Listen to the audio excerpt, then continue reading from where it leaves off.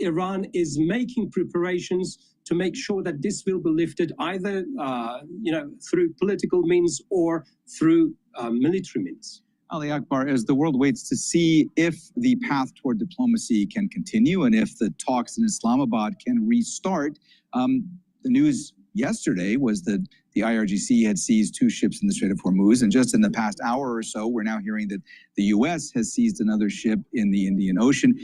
What does that indicate to you as far as the prospect for more negotiations going forward?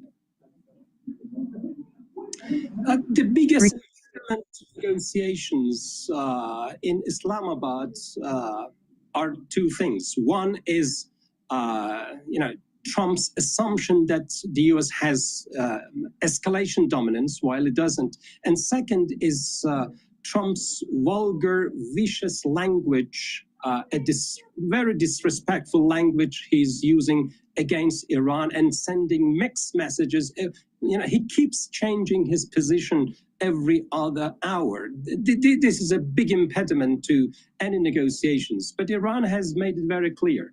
If the blockade is lifted and Trump remains committed to diplomacy, the way is open for negotiations in Islamabad to put an end to this war of aggression. Without these 2 conditions, without these 2 obstacles removed, the path to diplomacy is closed. Ali Akbar, I'm glad you mentioned that because I did want to ask you specifically about that. We have heard several times from the Iranians that there will be no further negotiations unless the U.S. lifts its blockade, its naval blockade of Iranian ports. I just want to ask you, at a time when the Pakistani mediators are trying to bring these 2 sides together, and it seems as though the Gulf is only widening, is there anything else that the U.S. might be able to do, any kind of conciliatory gesture that would perhaps convince that the Iranians that it would be okay to send more people to Islamabad, rather, for more talks? End piracy and lift the illegitimate blockade against Iran. That will be a game changer. Otherwise, Iran will continue to make preparations for the next step. And Iran has already prepared several steps to move forward if the U.S. resorts to escalating this war of aggression. So should the Americans return to wisdom and put an end to this, piracy, which is state terrorism, it is against international law, that will be a game changer and will facilitate return to talks in Islamabad. All right. Ali Akbar Durrani, researcher at the Center for Strategic Studies, joining us there live from Tehran. Thank you so much for being with us here on Al Jazeera. Great to get your perspective.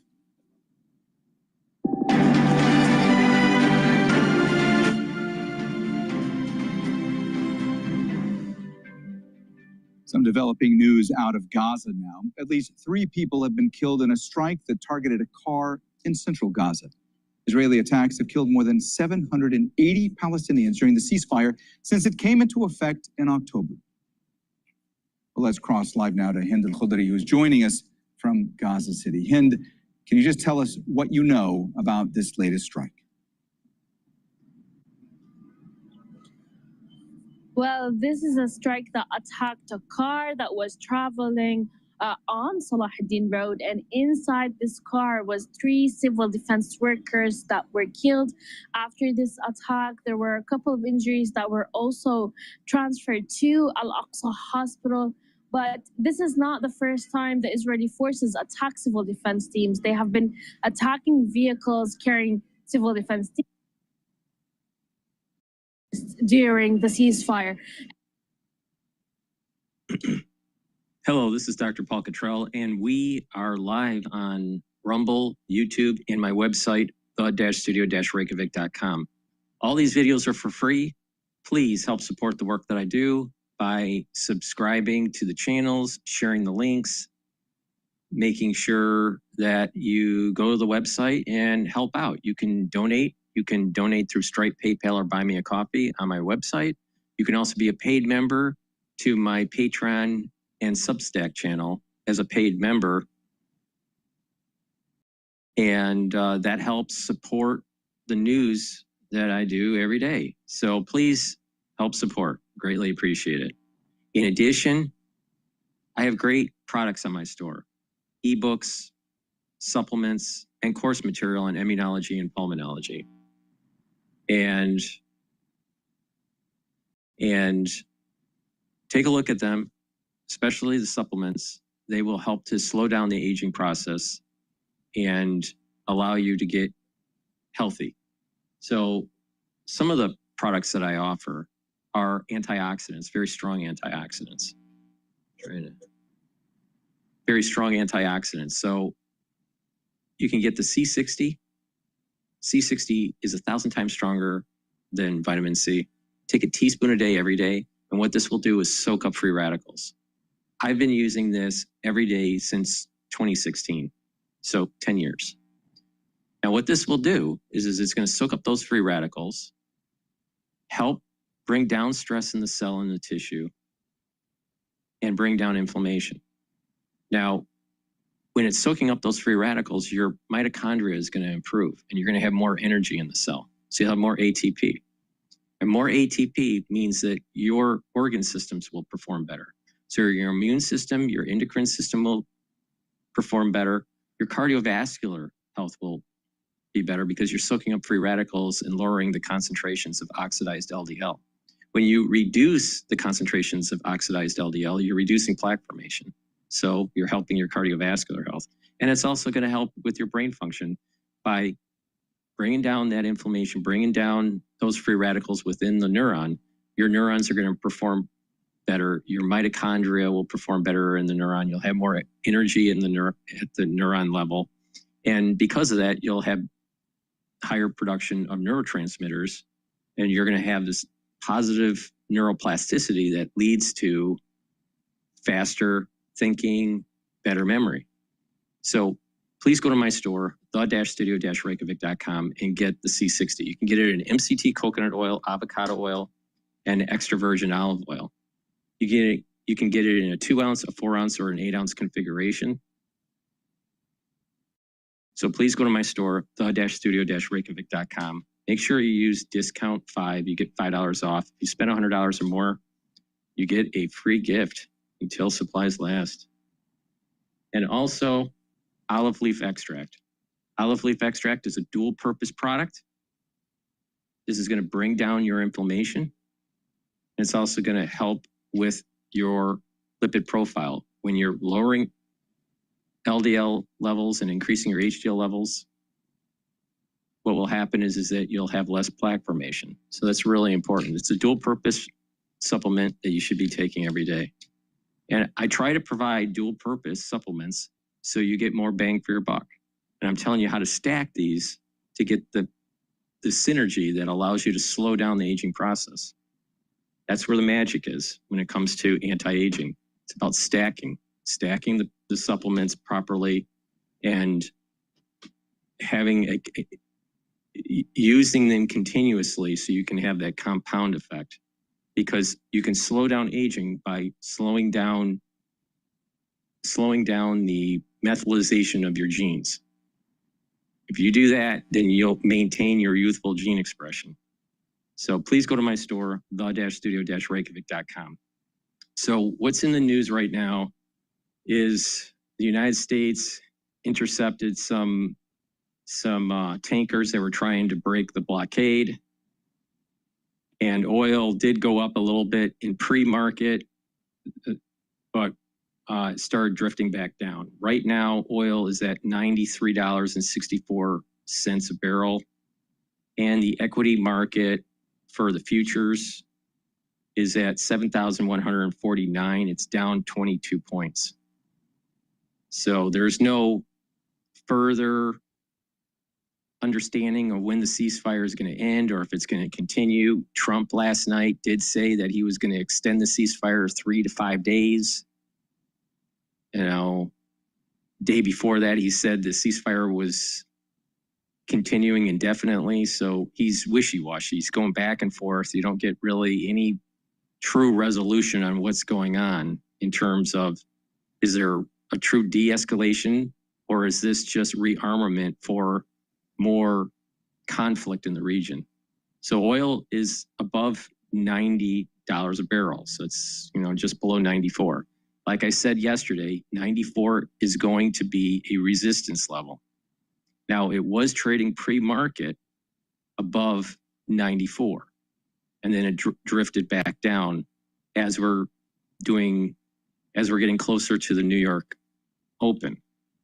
So it's important to realize that 94 is a resistance level that could be broken if there is further conflict. And then it might drift back down to about 88. And I said this yesterday, that there's probably a trading range between 88 to 94 for WTI. And natural gas is drifting down in pre-market. It's trading at 2.683. It was in the 2.7 handle not too long ago. So who knows? Is oil going to continue to go up, or is it going to continue to go down? It's heavily predicated on what's going on in the Middle East. Now, that's probably the biggest news in terms of oil and the markets. Some data did come out, economic data did come out today, showing that jobless continuing claims were up a little bit more than expected, but I don't know what the actual numbers were. It was over, I think it was over 1 million. So if that number comes in, I will let you know. Trump orders Navy to shoot boats placing mines in Hormuz Strait. That's just a breaking news right now. And that just broke. So that's what I mean. This is the reason why I'm doing this show, is because I want to archive exactly what was going on during this time period in real time, and how the markets were changing with these breaking news. So Trump just said that he ordered the Navy to blow up boats that are laying mines. So they must have some indication that there's laying of mines by Iran. Right now, oil is trading a little bit higher now. It's 93.79, and there's a little bit of a tick up in natural gas. It's now trading at 2.685. Now, what do you want to look at in terms of this movement in oil? Take a look at UCO or SCO. UCO is longing ETF 3 times leverage. SCO is shorting oil at 3 times leverage. Now, there's leverage decay, so you can't hold the ETF for very long. It's a short-term play. But the bottom line is that news just broke.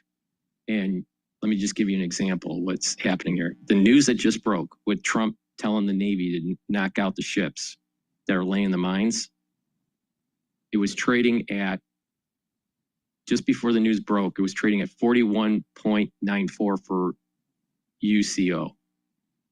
Now it's trading at 42.54. So you can play the news with these ETFs, is my point here. So if you pay attention and you watch and you're willing to be patient, you can make some money on this news. And this is the reason why I do the show. I want to document what's going on during the Trump administration for posterity. And I want to tell you how to improve your health and how to make money in the market through news. It can be done so you're not a victim, that you're not you're not a bystander. There's too many bystanders and victims of what's happening in the world. Well, instead of whining about the people that are in the smoky room making decisions, find out how they think, or what they want to happen, and place yourself accordingly so you can benefit from it. It's that simple. Instead of stop whining about the Rothschilds, stop whining about people that have access to information and move markets. Find out what they're doing and do the same thing. Stop whining. And you'll be way better off in your geriatric years. You'll have more money, you'll be healthier, and the average Joe out there will be shit out of luck. So it's up to you if you want to pay attention to me or not. But I know what I'm doing. So Please go to my store, the-studio-reykjavik.com. Get the great supplements that I offer and pay attention to my advice with the market. You'll make money. All right, with that, we're going to start taking a look at the news here. Let's listen into what actually happened with this SPLC funding for it almost seems like they were funding right-wing organizations. So let's listen into National Review here.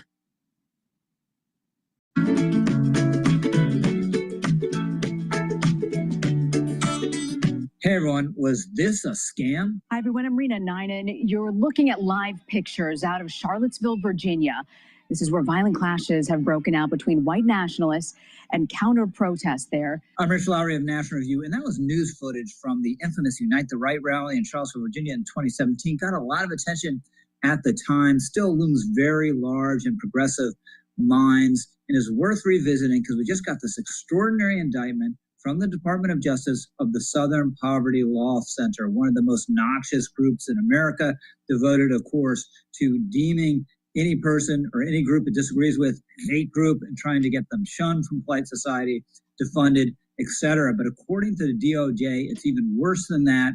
The Southern Poverty Law Center has been engaged in funding organizers and leaders of the hate groups that it's devoted to fighting, including in one case, someone involved in Unite the Right. So let's take a look at this real quick. So the indictment says that starting in the 1980s, the SPLC began operating a covert network of informants. These people were referred to as field sources, or the Fs. That's relevant because of the designation of this guy we're just about to get to. He was called F37. He was a member of the online leadership chat group that planned the 2017 Unite the Right event in Charlottesville, Virginia, and attended the event at the direction of the SPLC. F37 made racist postings under the supervision of the SPLC and helped contribute transportation to the event for several attendees. To underline the point, the Southern Poverty Law Center was funding an organizer of a racist event that was played up as one of the foremost national traumas in America over the last decade. And the suggestion is that the SPLC funded figures like this and organizations like this in order to be able to turn around and say, look, what a terrible racism problem we have in this country. Give us more resources so we can fight it. Now, the SPLC says in its defense, no, we're just funding informants so we can know what's happening with these organizations, so we can monitor them and check them and fight them. But this guy with the Unite the Right, he wasn't just a friend of a friend who was hearing about what was going on. He was helping making it happen. He was getting people to the event. He was planning it. He was posting racist things online, and just objectively and morally funding someone doing that is a terrible thing. And on the face of it is perverse and corrupt, given the stated mission of the SPLC. It's be a little bit like the NRA for some reason, funding pro-gun control members of Congress or pro-lifers. They would never do this. Opening abortion clinics so they can turn around and say, look what a horror abortion is. And these kind of guys that are engaged in this kind of activity, members of the Klan or random racists online, they're not Jeff Bezos, right? Don't have huge sources of alternative income coming in. So any amount of money the SPLC is giving them potentially keeps them in the racist game. And the list of figures that were bankrolled by the SPLC is really incredible. Take a look at the indictment again. We have so-called F Unknown, who's the imperial wizard of the United Klans of America. We've got F42, the former chairman of the neo-Nazi National Alliance. Then we get F30, who led the National Socialist Party of America and was a former director of a faction of the Aryan nations. And we get F43, the reported national president of American Front. Now that suggests these were really consequential figures in these organizations. I don't know much about clan hierarchy, but Imperial Wizard sounds like a pretty important title. Certainly titles like chairman, president, director suggest these were leading figures in these organizations, not just random foot soldiers who might hear some scuttlebutt and pass it along to the SPLC. And we are talking in some of these cases about real, no kidding money. So check this out. F9 was someone affiliated with the aforementioned National Alliance, did fundraising for them. And according to the indictment, between 14 and 23, the SPLC paid this person secretly more than $1 million. Then we get this figure F27, reported as an officer in the National Socialist Movement and the Aryan Nations affiliated Sadistic Souls Motorcycle Club. No thanks. According to the indictment, between 14 and 20, the SPLC secretly paid this person more than $300,000. So that's real money, right? That can make racist work lucrative if someone is funneling those kind of dollars to you. Worse, some of these guys, the SPLC would turn around and feature them as hate figures in their materials. The former chairman of the National Alliance got $140,000 during the same time period in which he was featured, or she, I guess, was featured on the SPLC's extremist file webpage. F30, who led the National Socialist Party of America, he got $70,000 at the same time he was featured, or she again, I guess, was featured on the SPLC's extremist file webpage. Union was that they pretend to pay us, we pretend to work. Well, here, these weren't pretend racists, I assume, but the SPLC was paying them in order to oppose them. And by the way, let's get back to Charlottesville. So what happened after Charlottesville?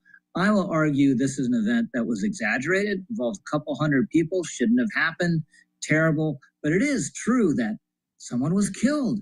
People were hurt. There were real, no kidding fights in the streets. So did the SPLC conclude after that, we can't have anything to do with anyone associated in any manner with this atrocity? No, they kept. Exactly. They were fueling the flames. They wanted to set it in motion to try to demonize. That's he hit it right on the nail here.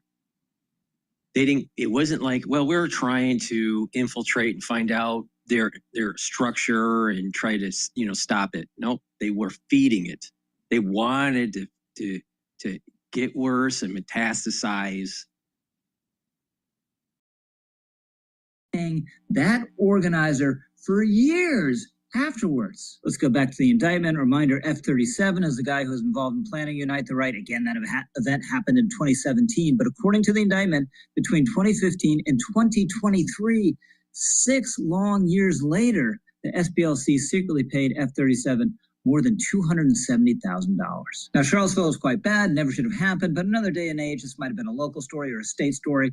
It was spun up into a national event in part to indict the right, and supposedly a bunch of racists, and to hurt Donald Trump politically. And from that time, we had this rancid. And there's a great documentary that Stephen Bannon made that I saw last night.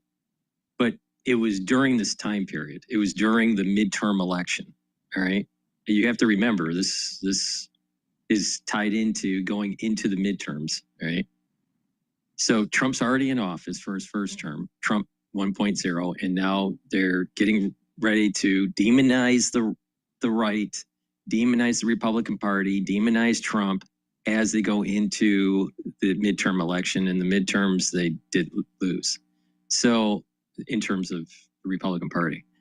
But this documentary that Stephen Bannon did that I saw last night is called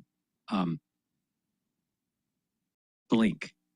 I think it's called Blink or Brink. The Brink, I think is what it's called. The Brink.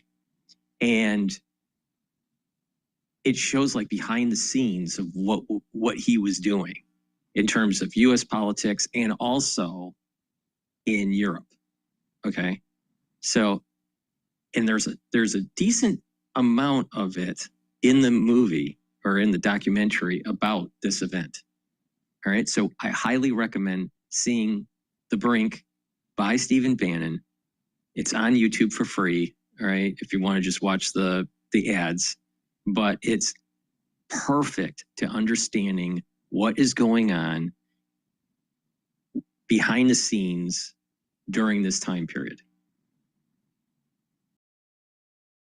And the mainstream media was also trying to spin how, because Stephen Bannon was always against the globalists, right? so they were trying to spin that the term globalist is really anti-Semitic. And he kept on saying, no, it's not. This started it seemed to start with The Guardian and with the UK news networks. But it also was happening in the United States. I'm not sure where. It seemed to me that it was starting in the UK, because at that time you're talking about Brexit and all this. So there was, if people were going against the globalists, they wanted to spin it as it was anti-Semitic, and therefore you must be some sort of right-winger if you were against transnational capitalism, if you were against shipping jobs overseas, you know, if you were against the status quo in terms of the economic framework, you must be a right-winger. So Bannon kept on saying, no, that's not the case. Globalists are the party of Davos and the Bilderberg Group. And it's not necessarily anti-Semitic. It's the term globalist is a person that believes in transnational capitalism and doesn't care about their own nation state. So it was interesting in how the media was trying to spin what Bannon was saying about globalization and the issues with globalization into some sort of anti-Semitic trope. I don't think going against the globalists is anti-Semitic. But unfortunately, the far right does grab onto that now. And you're talking about 2017, 2018. So the far right has grabbed onto this now and is thinking that, well, the bankers, they're all Jewish and they must be, you know, controlling the world. It's totally not the case. Totally not the case. All right. But the thing is that there's definitely a problem with globalization. I've been saying this for a long time. We are moving into a new era called localization, not globalization. When I went to go get my MBA, it was always pushing shareholder maximization. If you can manufacture in a global market, it'll be better for you. You'll be able to manufacture at a cheaper rate. You'll be able to reach other markets.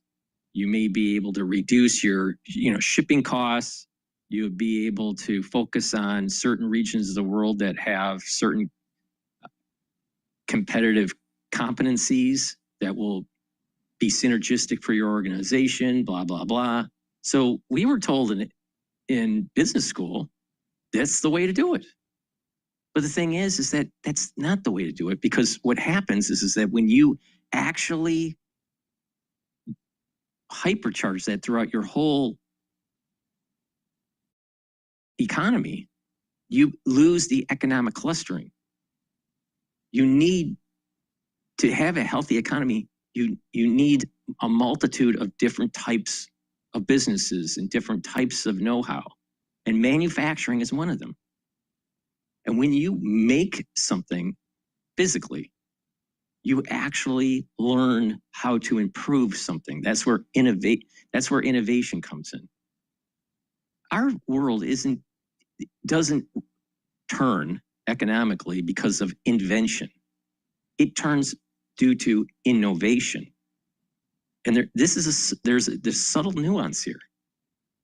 Invention is something new, something brand new. And a lot of times when you have something brand new, it doesn't reach the masses in a short amount of time. It takes a time to make it affordable, or people adopt it in their everyday life. So inventing something isn't necessarily where the economy is. It's innovation.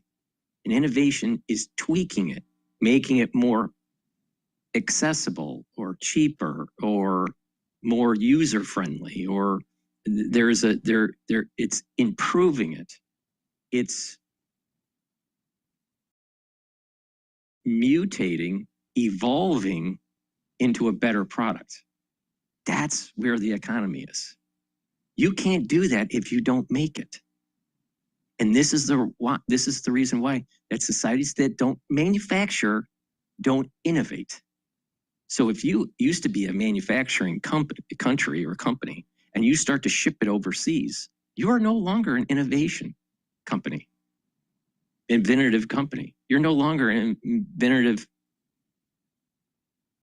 country because you don't make anything. So it's super important to understand this concept that in business schools in the 80s, 90s, early 2000s, students were being trained and the business journals were pushing globalization. That's not anti-Semitic. That was a thought process from economists, from policymakers, even from international politics that led to this globalization that we have today. It's not anti-Semitic.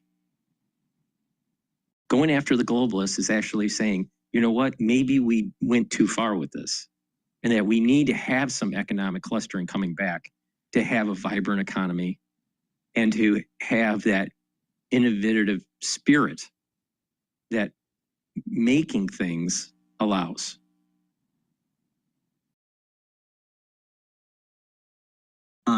Entering the national consciousness still hasn't gone away that Donald Trump somehow called neo-Nazis very fine people after that day, and he just didn't. He didn't. So here's a transcript, and Trump did say among the demonstrators and counter-demonstrators, you also had people that were very fine people on both sides, but then he goes on several sentences later to say, I'm not talking about the neo-Nazis and the white nationalists because they should be condemned totally. Then we get layered on top of Charlottesville and on top of Trump's alleged reaction to it, Joe Biden's presidential run. He made the case absurdly, this guy has wanted to be president his entire adult life, that he was running for president because of those things. Charlottesville is also home to a defining moment for this nation in the last few years. It was there on August of... And this was orchestrated by the Democratic Party to demonize Trump, to demonize the Republicans. And you also saw this in 2023 with the almost after October 7th.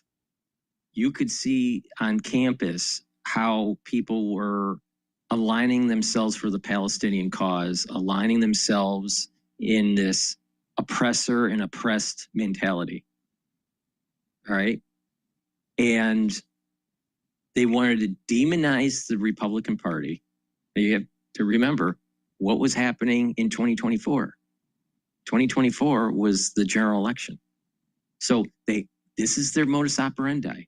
1 year before the midterm elections or 1 year before the actual general election, there's demonization of the Republican Party, focusing on the alt-right. And now, what do so that's what happened in 2023 after October 7th. There was this almost like the Republican Party is aligned, the Republican Party is aligned with Israel. The Republican Party is aligned with going against Islam, and they're oppressors and they believe in colonialism and all this. So they were able to convince many people that came out of college to vote for Democrats. And this is the reason why Charlie Kirk was so important, was that he was able to pierce that and get the vote out to the Republican Party. But now, because the Turning Point is pretty much a defunct organization, that the Republican Party is probably going to lose in the midterms. No matter how much they try to prop up Turning Point, there's no one there. Erica Kirk can't do it. It was something special about Charlie Kirk and his way of debating. And I think people that are young, especially on campus, they want that debating, even if they disagree with the individual. And And Erica Kirk can't do that. It's not in her ethos. So the Republican Party is having a big problem here. But there was this demonization that was happening right before the general election. And now, well, we have the Republican Party. This is the what the mainstream's spinning. Republican Party is against immigrants. The Republican Party is for ICE agents coming in and tearing families apart. And the Republican Party is about war in the Middle East and all that. And so what will happen is that you have these podcasters like Tucker Carlson and Megyn Kelly and Candace Owens and Alex Jones. They're literally deep sixing the Republican Party by demonizing Trump's policies. And what's going to happen is that the Democratic Party is going to win the legislative branch, and things are going to be a lot worse. So, but there's these events. The point I think to really take from this is that these events are orchestrated to get some sort of public opinion, manufactured public opinion. There's a manufactured consensus that's being done here 1 year before and into the midterm or general election year. And that's exactly what happened in Charlottesville. And the proof is already there with the SPLC and how they funded it. 2017, we saw Klansmen and white supremacists and neo-Nazis come out in the open. Their crazed faces, illuminated by torches, veins bulging and bearing the fangs of racism, chanting the same anti-Semitic bile heard across Europe in the 30s. So was Charlottesville a scam? No, they were real racists there. It was real. And it's even more interesting because with the Charlottesville, they spun it as this is anti-Semitic. This is Nazism. All right. Now, what did we see into the general election in 2024? They pivoted towards anti-Israel, anti-Zionism, and the Democratic Party aligned themselves with the Palestinians and the IRGC. Did you see any protesting by the Democratic Party when the IRGC was massacring the Iranians as they were protesting? No. So it's flipped. In Charlottesville, they aligned themselves with the Jews because they thought that the Democrats aligned themselves with the Jews, saying that the protest that what was going on in Charlottesville was Nazism, and there was this right-wing group that we have to fight. We have to get rid of the Republican Party. That's their spin on this. All right. Now, fast forward to right after October 7th, 2023. They align themselves with Islamic Jihad. And this is what I mean. The ultra-liberal will eventually eat its tail. Now, unfortunately, big podcasters out there are giving them, the Democratic Party, ammunition to be able to win in the midterms. The Republican Party there's no cohesion. And you don't have an individual to be able to tap into that new voter crowd like Charlie Kirk did in 2024. So I suspect the Republican Party, it'll be a bloodbath, literally, where they will lose a lot of seats in the House. That's what I suspect. I'd be shocked if the Republican Party is able to hold the House, and I think they'll lose the Senate too. Well, things are going to get a lot worse. But it's interesting to see this if you just step back and look at the arc of history and how they align themselves with Jews. The Democratic Party aligned themselves with Jews in 2020, in 2017, 2018, right? For the midterms. And then they didn't align themselves with the Jews and align themselves with the Palestinians for the last general election. So they're wishy-washy. It's amazing. It's amazing how because they're always going the other way. What did the Republican Party do? They supported the war in Gaza. They supported Israel going after Hamas and Hezbollah. Now, you got to keep in mind, Hamas and Hezbollah are funded by Iran. IRGC helps them. They train them and they give them money. And not just that, you have to pay attention.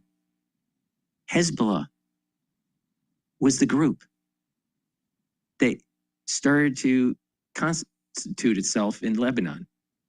And we need to keep on remembering, you know, in 1980, there was the Beirut bombing. And there were many Marines that died. Well, are we gonna remember that? Now, there's a great documentary about the CIA operations that were going on hunting down Hezbollah.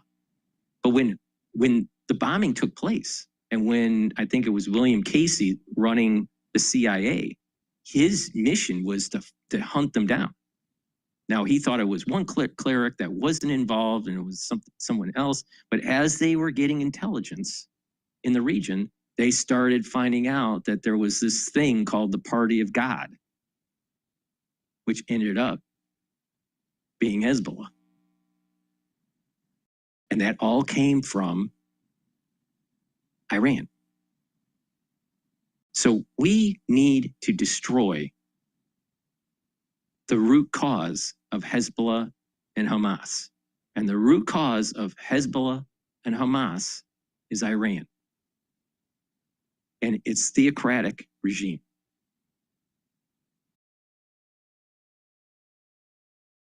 But the Democratic Party is aligning themselves with Islamic Jihad. The Democratic Party is aligning themselves with the Party of God, aka Hezbollah.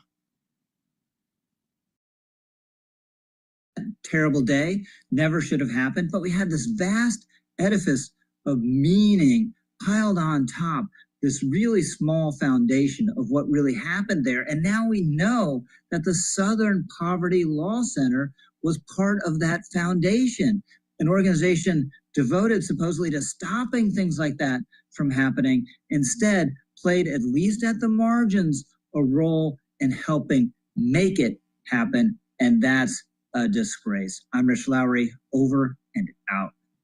There's a growing interest in socialism among young people in America. Yeah, that's a big problem. So please go to my store, the-studio-reykjavik.com, and get the great lozenges and drops that I have. You can get the orange splash with vitamin C, and you can also get the Manuka honey lozenges. Very high quality. They have structural nanosilver, and with structural nanosilver, you're going to be able to neutralize that sore throat. Now, I also have drops, and you can get them in honey and lemon and in cherry flavor. Either get the drops or lozenges. Get a few bags for your household, for work and for the home. You never know when you need it. And when you start having that throat irritation because of the allergy season or the cold season, take them right away. It'll help to neutralize and mitigate the problem. In addition, if you're cleaning, spring cleaning the garage or the basement or just cleaning the house and you're exposed to dust or dirt or, you know, whatever, and you might get a sore throat, take them. They'll help to mitigate the problem. So please go to my store, the-studio-reykjavik.com, and get the drops and the lozenges. They're made from structural nanosilver. They're perfect to mitigate sore throats. So please go to my store, the-studio-reykjavik.com. If you spend $100 or more, you get a free gift. Make sure you use discount 5. I want you to save some money. All caps, discount 5, and you get $5 off any order. And Clarity Factor. Clarity Factor is a very powerful neurostack. What this will do is it'll allow you to get rid of that brain fog and you can concentrate on tasks at home, at work. And clarity factor, by taking it regularly, you're going to get that positive neuroplasticity so your memory improves and you have better cognition. Because what's going to happen is that the dendritic connections will improve. And that's super important for brain health. Brain health is super important to pay attention to as you start getting older, 30, 40, 50. You start declining with mental capacity actually in your 30s. You don't notice it, but it's happening. It's asymptomatic for most people, but it is happening. The neuroplasticity is going negatively. It's receding. There's actually it's called depression actually, but not in terms of psychological depression, but the neurons are depressing. So they're receding and the connections are less, but it's asymptomatic and it starts in your 30s, but it becomes symptomatic in your 50s. All right. And then once you get about 65 to 70, depending on how much inflammation and amyloidosis and tau buildup and toxin buildup and perfusion that you have depends on where you are on the spectrum of decline. But you can reverse this and you can prevent it by proper diet, proper exercise, proper supplementation, keeping the inflammation down, keeping the perfusion up, giving your body the nutrients it needs to boost up those chemicals that help protect the neuron, like BDNF. And when you do that, when you get into your geriatric years, you're not going to have the cognition problems that most people have. So please, take my advice. Go to my store, the-studio-reykjavik.com, get the clarity factor, drink filtered water with it. And by doing that with proper diet and exercise, and keeping down that inflammation with some of the other supplements that I have, it will help with your brain function. So please go to my store, the-studio-reykjavik.com.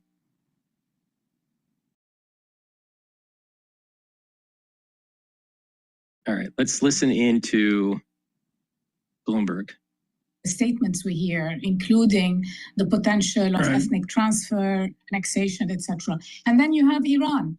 Again, Iran is utilizing Hezbollah as a bargaining chip in a much larger chessboard, or a pawn in a much larger chess. So both of these factors will play. Maha, we have to run. We would love to get you on for a much more extensive discussion. I can't say enough about Mayaz of the Carnegie Middle East Center, her recent article in Foreign Affairs magazine, heartbreaking, blistering on Lebanon.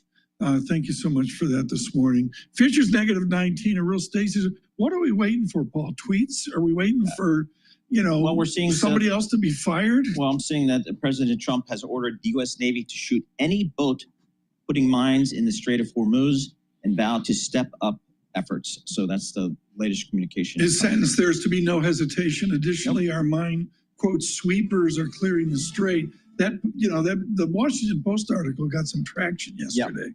Yeah, but essentially, Paul Sankey said no matter what happens there, it's going to take a while to untangle all the tied up infrastructure. Futures -20, Dow futures -260. A quiet to the tape, all in all. From New York City, it's Bloomberg surveillance. Good morning. All right, so let's take a look at some other news that's popping up here. Let's go in a little bit more detail about the U.S. military intercepts Iranian oil tankers. Navan, the #1 rated business travel platform, lets your team book work travel in one place. Flights, hotels, car. All right, to Operation Epic Fury, President Trump revealing his timeline to Fox News for peace talks with Iran, all while the Navy maintains its blockade of the Strait of Hormuz. And U.S. forces have intercepted 3 Iranian oil tankers in Asian waters. They're trying to round up that so-called ghost fleet. Lucas Tomlinson is live at the White House with the very latest. Hey, Lucas. Good morning, Ainsley. Good morning, gentlemen. Right now, officials say the Iran war is at a standoff.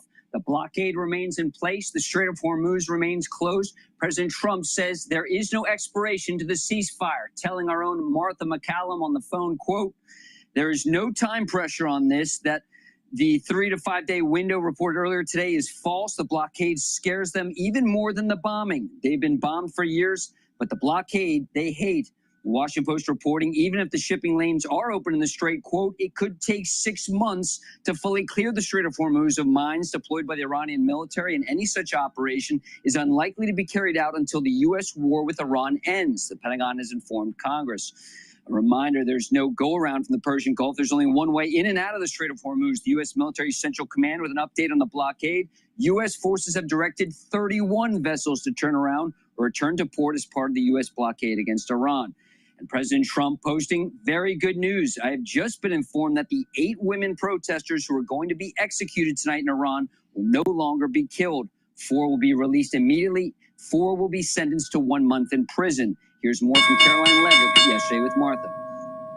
Only President Trump could save the lives of these 8 beautiful Iranian women who he has received direct word from the Iranian regime, or what's left of it, that their lives are going to be spared. And that comes as a result of President Trump asking them directly not to kill these young, beautiful women who certainly deserve a chance to continue living their lives freely and peacefully. And now that will happen thanks to President Trump, because he's a humanitarian at heart.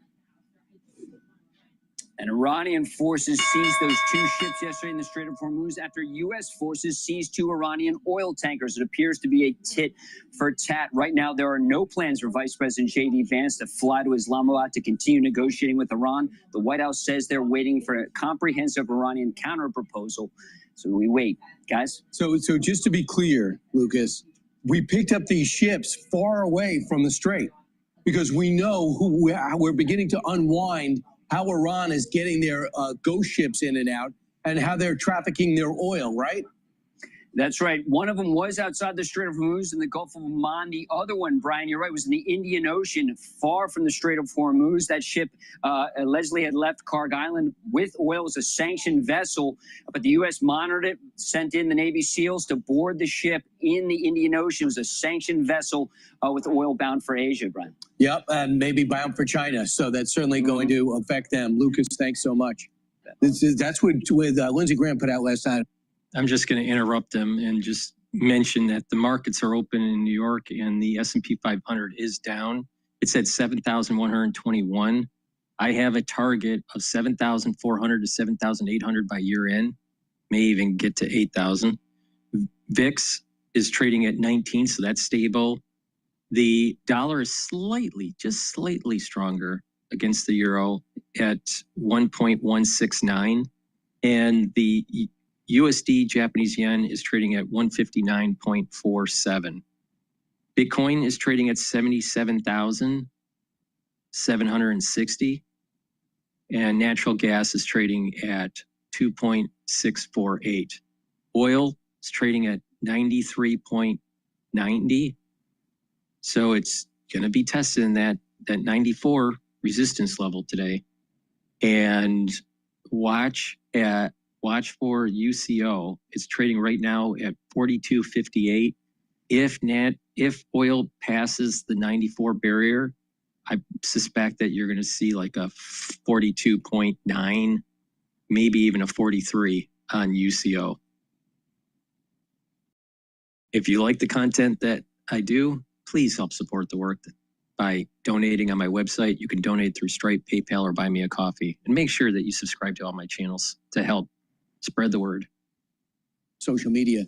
He says this blockade is going to go global, and I think that's what he's referring to. They picked up this ship Tiffany, which was en route to China, full of oil. So how have they existed all these years? Because Joe Biden looked the other way and allowed them to take their sanctioned oil on unsanctioned ships. They turn off their transponders, and these ships will go to China in many cases, and they sell their oil. They get their money. It stays offline. A lot of the transactions are done in dollars.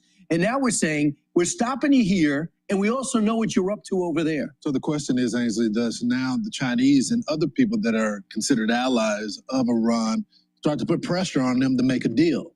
And I think they have to. I mean, it's going to impact them all. Not only do we have full control of the strait, but we're controlling international waters at this point, and no one wants to go against our Navy. Mm-hmm. It's interesting because daily, the Institute for the Study of War, they're a nonpartisan, nonprofit public policy research organization, and they have public daily updates on what's happening. And their latest one have the report of the Iranian decision-making being fragmented and in disarray. And we've been hearing from our sources that the leadership there can't agree. So when our individuals go over to Pakistan and they meet with the Iranians, the leadership there can't agree. You've got the IRGC against, other. And that's a sign of the power that the Shiite religion has over the common sense. And so there's going to be a civil war within Iran. There's going to be a religious civil war in Iran. The Shiites want control. They want to take this to the ultimate. They want to die for their cause. They're not going to negotiate in good faith. They're crazy, and the Sunnis know this. So if there's going to be some sort of more secular or more centrist government, the Shiites aren't going to allow it to happen because they want the Islamic Republic. The Islamic Republic is a theocracy. And there's going to need to be a civil war that takes place in that region. Now, this sounds right up the CIA alley.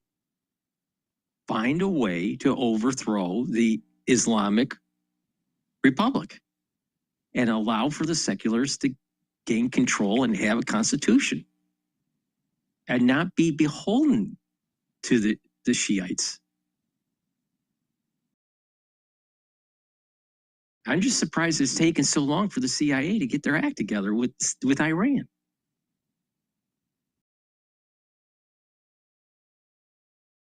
Leaders that have been communicating with our team, and they can't even communicate with their supreme leader because he's in hiding and there's no communication. So they have to pass notes to get a decision from him. Yeah, so you got the political leadership, the speaker, the president, and then you got the IRGC, which has the weapons. And it looks like the IRGC, because they have the weapons, and it doesn't seem like this supreme leader is functioning properly, they're operating with independence. Now, the former supreme leader set it up that way. He set it up that if he was killed and the government was killed, that the IRGC could break out in these little militias, essentially, and they could fire at will. So there's no one really checking them. So if you got the administration that's trying to go back and forth about a deal, but none of it really matters if you can't get the IRGC on board. So you got Egypt, Turkey, as well as Pakistan trying to get both sides back to the table. Now, we would fly over there. We're not going to go 18 hours with our 3 people and go over there and deal with people. Number one, are they going to show up? Number two, if you do show up, can you make decisions? J.D. Vance said it was clear halfway through their 21-hour marathon meeting that the people they were meeting with weren't making final decisions, and they were arguing with each other in front of our guys. So the question is now, who's making that final decision? What you're referring to, Lawrence, is the mosaic military doctrine that they went through, which means 31 provinces act 31 different game plans in order to stay alive. They looked at what happened with Saddam Hussein being taken out in a matter of months, and they saw the headless Iraq government fall apart. And they said, okay, we got to redo how we do this, because sooner or later we're going to have to confront the U.S. too. Well, I think one side is willing to come to the table, and they're willing to negotiate with some preconditions, like the U.S. has to lift its blockade before the talks. Not sure if the president would do that. Maybe he would, or maybe he would right after the talks, depending on what those talks are. And then the other side, you have this Ahmad Vahidi. He's the IRGC Commander Major General. He appears to have the upper hand, and he's the only senior official who maintains direct access to the supreme leader, and he relays those key decisions. So meanwhile, the White House has this position. We'll let them figure it out. Iran needs to get a unified front. Until then, we'll continue to take control of the strait and strangle them from an economic standpoint. Here's Caroline Levitt.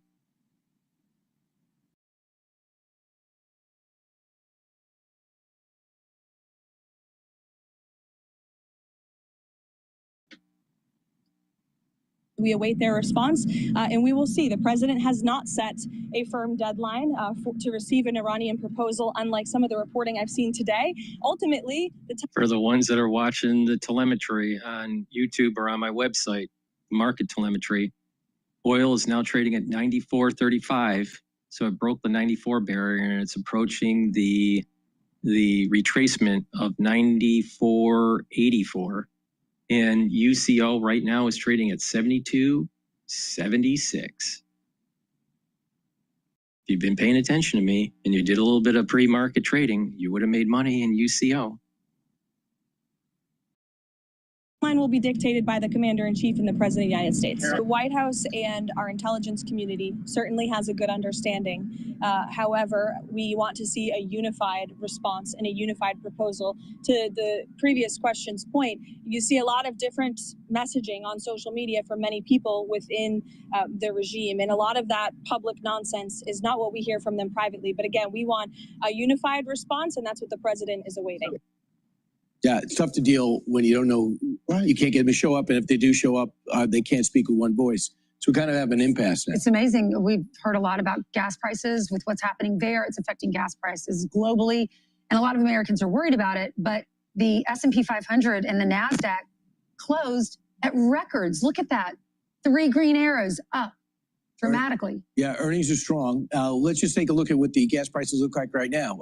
As of yesterday, just over $4. It was higher a week ago, and then a month ago it was $3.94, and then a year ago it was $3.17. Remember, on average, Joe Biden's per barrel was over $90. Right. We're getting close to the 70, and at 65 is when they don't want it to go any lower. That means you can't make any money in the oil business. But we're pumping like crazy. We're beginning to explore. We're trying to fill the gap. But right now, the American people are feeling the pinch in gas prices. Yeah, they're saying in this new Fox News poll, when it comes to gas prices for your family, 60% say it's a major problem, 29% says it's a minor problem, and not a problem at all, 11%. You go back to September 25, Ainsley, a major problem, 33%, a minor problem, 43%, not a problem, 24%. I would just say, as I continue to say, this was the Iranians' goal, is to put pressure on the president when it comes to the gas prices, so he would alter course. Right. Several things come to mind. I heard a report, a man was being interviewed. He's a farmer, and he has big tractors, and it's very expensive, obviously, to fill those up. Or if you're in the shipping business, it's very expensive to put gas in your boat. Those are the ones that it affects at a different level. But the other day, I was in Florida, and I'm driving. My daughter wanted Chick-fil-A or something, so I pulled into an intersection, and I saw all these people waiting for gas. I'm like, why this gas station? And I realized it's a BJ's, and I'm not a member of BJ's. Isn't that they have discounted gas, right? Mm-hmm. So people were willing to wait. I would imagine, based on this line, 30 minutes, 45 minutes to fill up their tanks to save a few bucks. Meanwhile, the Treasury Secretary was asked yesterday on Capitol Hill, when are gas prices dropping here?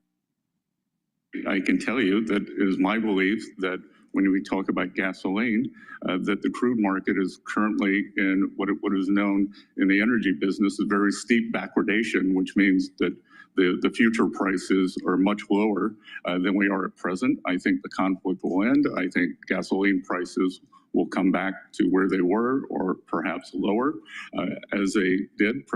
Has shown that he is good at getting energy prices down, and that our energy dominance agenda has the lowered prices. How fast will the prices of gasoline come down? Again, that is path dependent on when the war and the conflict end. Well, from a perspective of the Armed Services Committee, it's not likely to end soon. Well, we don't know when it's going to end. And I would just say that if you look at the markets, even when there's talk about a deal being reached, you see the prices go down. Immediately, they go down. So just imagine once they finally do end the conflict. But I think it's important to note the president has been very clear. He's not going to allow this to be the issue that prevents him from getting a good deal and rushing into something. You don't want Obama 2.0. You don't want the JCPOA that essentially emboldened Iran. So we'll see what happens. And they unfroze a lot of their funds, and they arrived in dollars on pallets, and that's not what we want to do. Right. Well, this is the problem that I have with Fox you know, I received this information from a book that I'm reading called The New Map by Daniel Yergin. He's a great historian about the oil markets. He's probably the guy to go to in terms of oil market history. And he has his own think tank and consulting company, but he is the guy to go to for anything dealing with oil. It's a great book.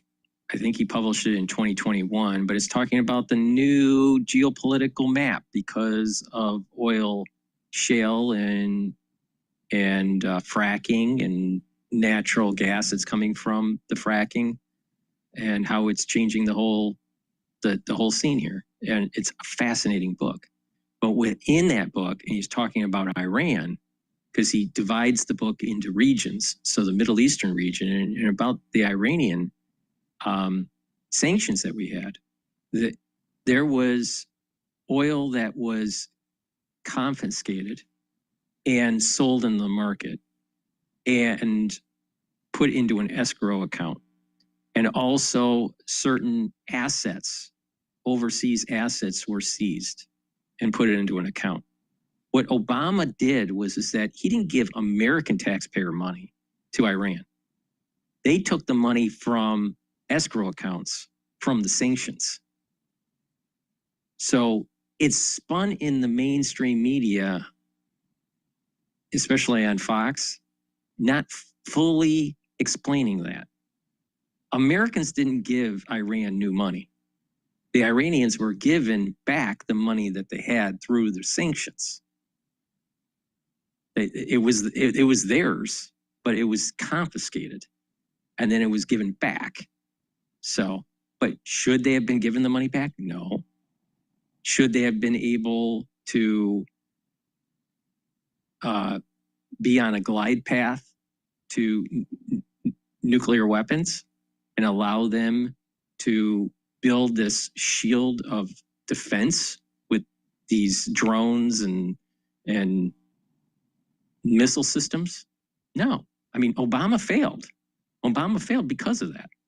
Now, the failure accelerated when Trump pulled out of the agreement, the Obama agreement with the Iranians. But the fact is that they used the money to rearm. So it's not just the issue of them getting enrichment of uranium. It's also the shield that they were building to prevent the international community to take that capability away from them. And Rubio mentioned this at the very beginning of the war, that they thought that they were going to be able to hide behind this missile defense and drone defense system and continue on their nuclear ambitions. And that's unacceptable, especially when the country is run by crazy Shiites. Please go to my store, the-studio-reykjavik.com, and get the vitamin C and magnesium. Vitamin C and magnesium will help with your skin, boost up your immune system, and also help with brain function. Magnesium is super important for brain function. Magnesium and zinc boosts up that immune system and helps with brain function. So please go to my store, the-studio-reykjavik.com, get the magnesium and zinc and the vitamin C and magnesium. In addition, magnesium also improves the efficacy of vitamin D3. Your vitamin D3 will work better for you when you take the magnesium. So please go to my store, the-studio-reykjavik.com. If you spend $100 or more, you get a free gift until supplies last. Let's listen into Bloomberg here. Moves. Civilian Navy Secretary John Phelan was abruptly fired, although no official explanation. Switch to Tasty Trade and earn a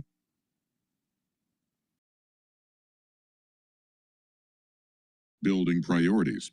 The Senate worked overnight in an attempt to reopen the Department of Homeland Security.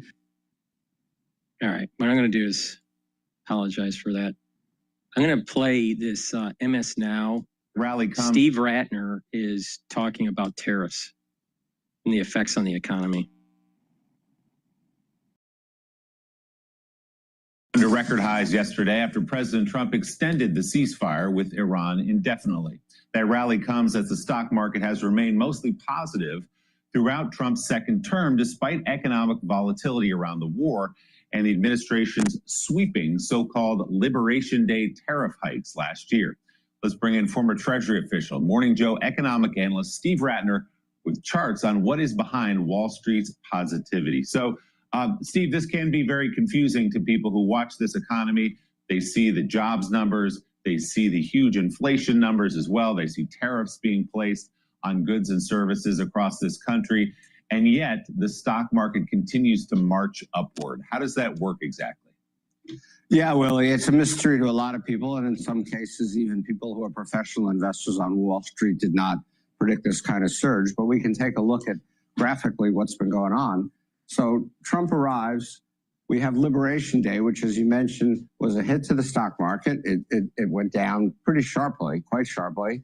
But then it just marched upward through the whole first year of Trump's term into the second year, right up until the war began. And then it took another little, not so little, dive here. But then it's bounced right back to, as you say, to notching a whole series of all-time highs, which is really quite remarkable. Although when you put this in context, actually, for whatever set of reasons, the last several presidents have had a really good start to their terms in terms of the stock market. Here's Trump 2, all what you see up here, up 16.8% in his beginning of his second term. Slightly below, but very similar to his first term, actually. A bit above Biden because Biden had to deal with COVID and rising interest rates and a few other things. But then you look at Obama, who came in right during the financial crisis, as we remember, up 49%, up 25%. So history would tell you the beginning of a president seems to go pretty well. You know, what's interesting, though, Steve, is if you look back over the past 6 years, I guess maybe 4 years, as we were moving beyond COVID, Andrew Ross Sorkin and I always seem to have had the same conversation for the past 4 years, where we kept waiting for economic numbers to go down as interest rates continued to go up. And the macro numbers never did that. As inflation went up, the macro numbers stayed strong for the most part. Inflation went down, interest rates still up high. We kept talking about how resilient the economy was. Donald Trump comes in, all the threats about sort of radical tariff policies, and time again, the market has endured. It's moved forward despite that. As you go to your corporate earnings still being strong. This dovetails into another book that I'm reading that's really important that you should get. All right. It's called The Real Reasons Economies Shrink and What to Do About It. And it's talking about recession by Dr. Goodspeed. All right. Now, he's an economic historian. Not an economist, an economic historian, very similar to Niels Ferguson, all right? And even Niels Ferguson, who wrote The Ascent of Money, I read The Ascent of Money during the crisis. And I've read his book in 2009. And Neil states, it is rare that a work of economic history is truly revolutionary. Goodspeed's Recession is such a book. Now, this book, its main thesis, all right, in a nutshell, is all the econometrics out there that tries to predict a recession, all of the traders and the economic analysts with the fundamental models that they have cannot predict recessions. And that when you look at any economic data that may suggest that a recession is coming, there are a lot of false positives. And this basically means that our economy is in a chaotic flux. And that if enough variables go in a certain direction, the economy can do really well. If enough of the variables align a certain way, it could go in a negative direction. So it's more of a chaotic system. And so you can't look at it just by unemployment. You can't look at it just by inverted yield curve. You can't, because you can be in an inverted yield curve and not be in a recession. So the traditional economic models and what we were taught in business school and what we were taught in grad school, they don't have really good predictive power in when a recession is going to happen. It does have really good power in stating after the fact, but not before the fact. So this is why this is happening. Like, for example, just a couple of years ago, we kept on hearing that, especially when that Silicon Valley bank, the SVB, failed. We thought that there was going to be a recession. We thought that this was going to cause, some serious hiccup in the financial markets. When crypto started to implode, we thought that that may actually cause some consternation in the financial markets and in the banking sector. It didn't. So Goodspeed's thesis is holding, that you can't really predict a recession. It's really a black swan event. But it is guaranteed that it will happen. You just can't guarantee when it's going to happen, and nor can you guarantee the severity of it. It does seem that the severity of the recessions are based on good monetary policy. If good monetary policy is instituted during that downturn, then you can buffer the effects. If you pick the wrong monetary policy, you can amplify the effects of the recession. But the main thesis here is that you can't predict recessions. And so as you have more and more investors out there buying the dip and holding, buying the dip and holding, buying the dip and holding, that's actually keeping the market up. Now, there is such a thing as there's this Wall Street and there's Main Street. What's really happening in the economy versus what's really happening in the stock market. They are two different beasts, but they shadow each other back and forth. All right? So it's not a foregone conclusion that we're going to be going into recession because of energy price shock. Some other things have to happen. Now, I come from the educational background that it has a lot to do with new financial products coming into the market, new financial engineering coming into the market, exotic products, what is called exotic products, that eventually become mainstream. But they become mainstream and vanilla, what is called a vanilla product. So you take an exotic product that's brand new or something not used ubiquitously, and it starts being used in the economy, and there's more credit, and it gets too ahead of their skis, and eventually it brings down the market. That a credit cycle, has a big component to bringing down the market and having it to go into a recession. I still hold that belief. All right. But when these products end up bringing down the economy because of a credit cycle pullback, these products that used to be exotic end up becoming vanilla and sometimes even regulated. So is ETFs in private credit and private equity one of these exotic instruments, financial instruments that need to be regulated that will eventually become vanilla, maybe. And maybe there's some sort of credit cycle that's tied to it. But we're probably far from seeing it anytime soon. So it's a great book. So if you want to understand recessions from the perspective of chaos theory, this is the book for you. It goes against the grain of a lot of the economists out there thinking that they can predict the market or predict the recession, I should say.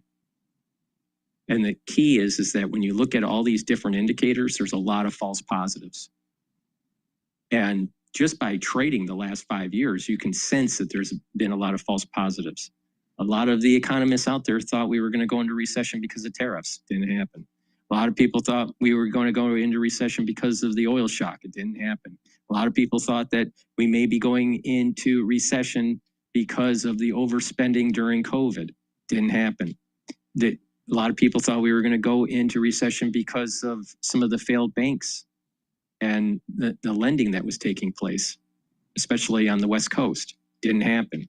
So I think there's something to be learned from reading this book. So I highly recommend it. It's by Goodspeed. It's his latest book. I did meet him, and he's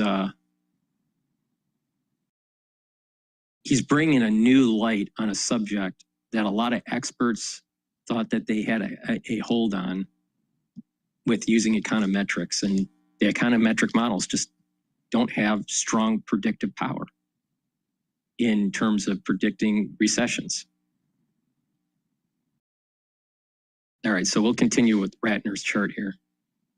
But that's the answer to Joe's question to Ratner. Try to square that, not only what we've seen over the past year and a half with Donald Trump, but also what we saw the last couple of years with Joe Biden, how despite rising interest rates, despite inflation, and now despite tariffs, despite a stubborn 3.2, 3.3% inflation rate, even now, corporate earnings still stay high in a very volatile economy. Yeah, that's exactly remarkable. And so thanks for the lead into this chart. But as you can see here, to make your point, Joe, look how strong corporate earnings have been. And you can go back to 2024 when Biden was still president. They were going up. But then toward the end of 24, the rate of growth of earnings accelerated all through 25. And now the analysts are projecting that earnings will accelerate even more in 26 up to these high levels. And if you looked at a chart of the progression of these earnings estimates, you see that analysts are getting more and more bullish. They're actually raising their estimates of corporate earnings. So why is this happening? It's happening for a number of reasons. One of them is AI, which I'm going to talk about right down there in a second. But also companies are tightening their belts. The weak job market that you mentioned is a function of companies really trying to slim down their workforces, get leaner and meaner, and be ready. You had the One Big Beautiful Bill, which provided some tax relief to companies, and that obviously helps corporate earnings. You have a reasonably strong economy, in part because of AI. And so if you look down here, you can see this is just one proxy, one example of what's going on in the AI world. These are capital expenditures by the so-called hyperscalers, the Amazon, Google, Microsofts of the world. And you can see back in 2020, they were spending about $80 billion. Now they're spending $675 billion, 8.4 times increase in 6 years. And all of this filters through the economy in just more spending. They go out and they buy data centers or they commission data centers. People have to go and build them, creates jobs, it creates profits for the companies that build them. But there are podcasters out there that have been following this, and they have mentioned that the actual server sites are not as plentiful as they've been stating to their investors. They're saying that they're going to build these server centers, and it's either on the drawing board or when they're purchasing equipment, it's going into storage. Maybe they just poured the foundation and that's it. So what's actually being built right now is only a fraction of what they've been saying they've been building. So how much is really happening in terms of CapEx versus planned at CapEx. All that filters back up here. So you've got a combination of tight management by companies, a reasonably strong U.S. economy, the tax relief they got, and the AI boom. And the AI boom is also helping corporate profits because companies are reporting pretty regularly that they're using more AI, and that's making them more efficient. Obviously, we get into the whole question of jobs. I do not believe that there is a material gain in efficiency because of AI, unless you're a help center. And instead of sending your calls to India, you now have a chat bot. No, I totally disagree. Totally disagree. If any efficiency is happening, it's at the margins at the moment. But for the moment anyway, AI has been a boon to corporate profits. Well, I was going to say, all the things you're talking about, whether you're talking about the Trump tax cuts for corporations, if you're talking about AI, if you talk about the belt tightening, which is making corporate profits go up, all of that good news for corporations, most of that really bad news for working Americans. So there are real winners and losers in this economy, aren't there? Well, as a matter of fact, we have a chart on winners and losers. So we can start with winners and losers among the different industries because not all industries have participated equally in those profits that I showed you there before or in their stock market performance, which I will show you here.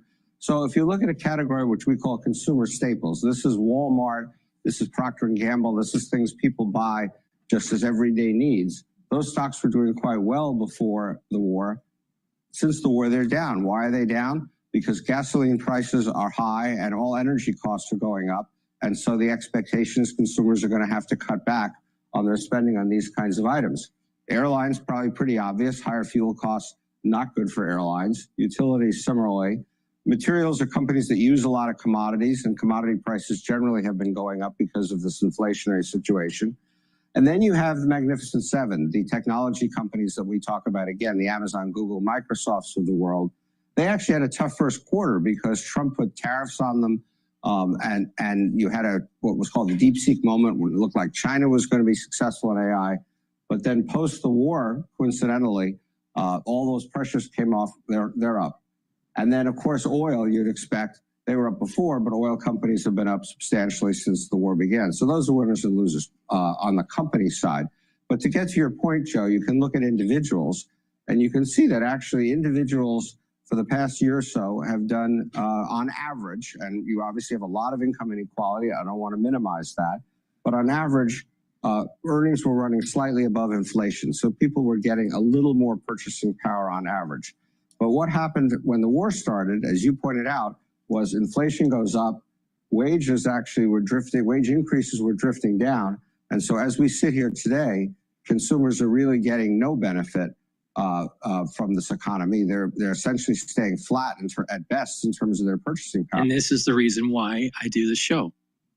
Instead of being a victim, I'm telling you on how to benefit from this. The wage earner, the slave that's working for corporate, all right?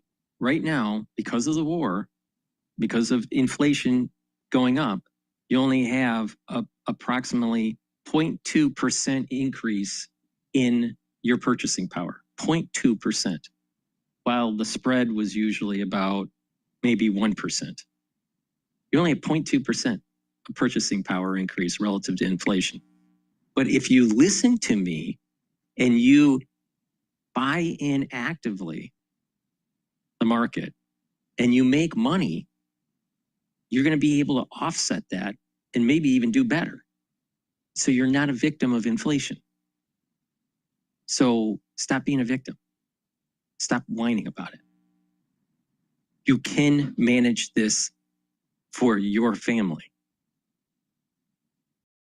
But you have to listen, be patient, and not be fearful of market moves. I mean, literally, if you bought when the S&P 500 was trading at 6,500, which was only 6 weeks ago, all right, and you sold today, let's say you, let's do an experiment here.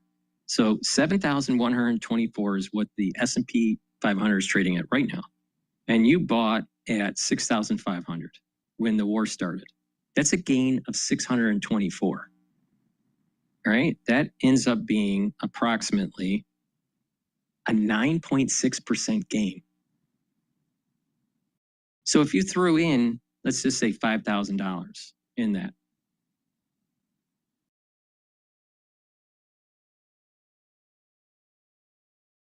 you would have gained $480. All right. So the point that I'm making here is that for every 5,000 you put in, there's another $480 that you made in 6 weeks. So if you put in, let's say $15,000, then you're talking about, over $1,000 increase. So the point that I'm making here is that by doing this periodically throughout the year, you'll be able to mitigate the inflation. And so what you basically did was usually when there's inflation, usually the stock market goes up because people aren't going to go into bonds. They have money, so where are they going to go? Because it doesn't make any sense for them to buy bonds when there's inflation. So where are they going to go? It's going to go to stocks. So it's going to go up. This is the reason why rich people get richer and poor people get poorer.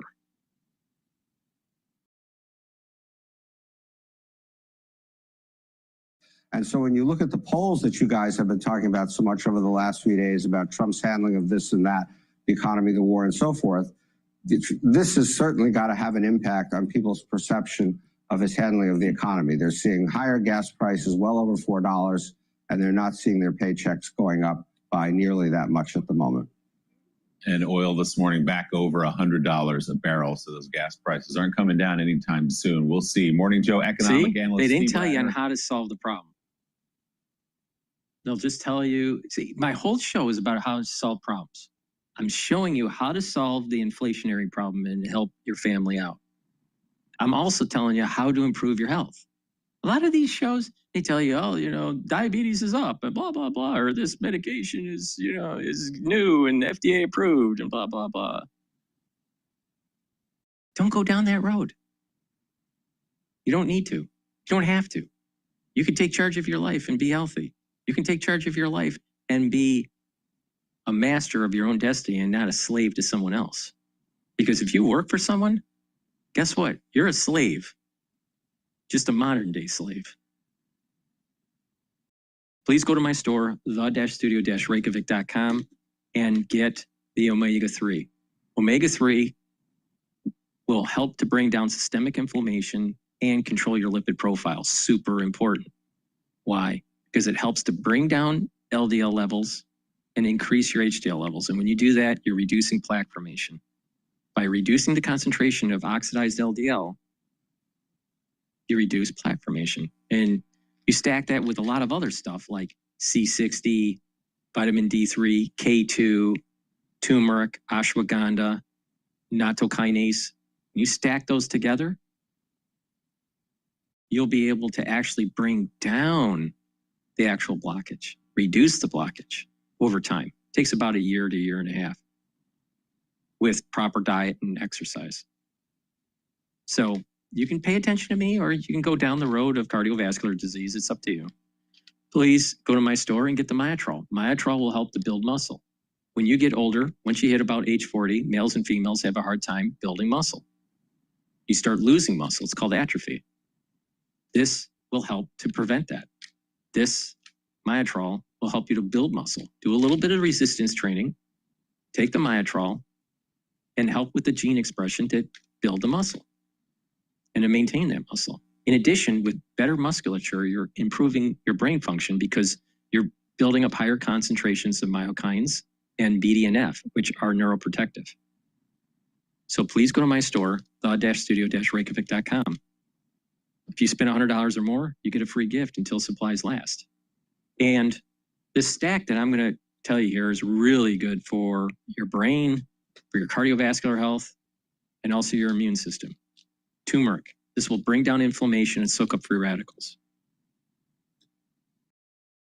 Lignans. This will help to soak up free radicals, bring down inflammation. It's great for your immune system and your endocrine system. And ashwagandha root brings down cortisol levels and helps you to control your blood glucose levels. When you stack these together, it's a very powerful stack to help with brain function, help to reduce plaque formation, and to boost up that immune system. And when you do that every day, you're slowing down the aging process. Now, do you want to invest in your body? Or do you want to be dependent on pharmacopoeia that will literally end up hurting you in the long run because of side effects and problems and a downward spiral?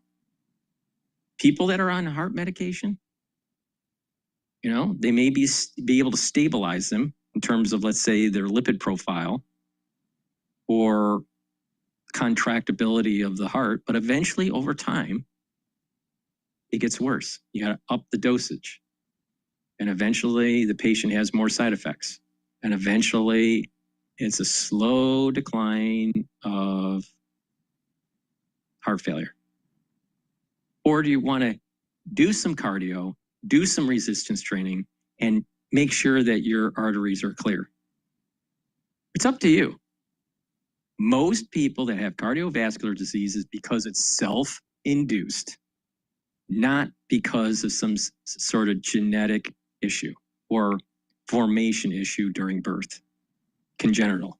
Most cardiovascular disease is self-induced. So please go to my store, the-studio-reykjavik.com, and take charge of your life and stop whining about how your situation is.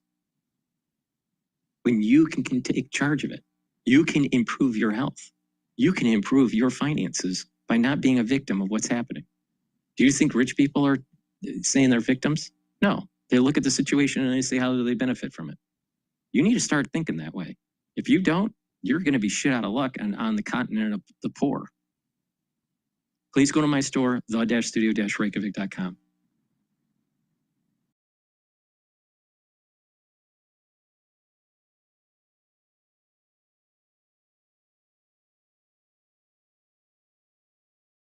All right, let's listen to John Bolton talking about the ceasefire. Finance the old way. Finance the ramp way.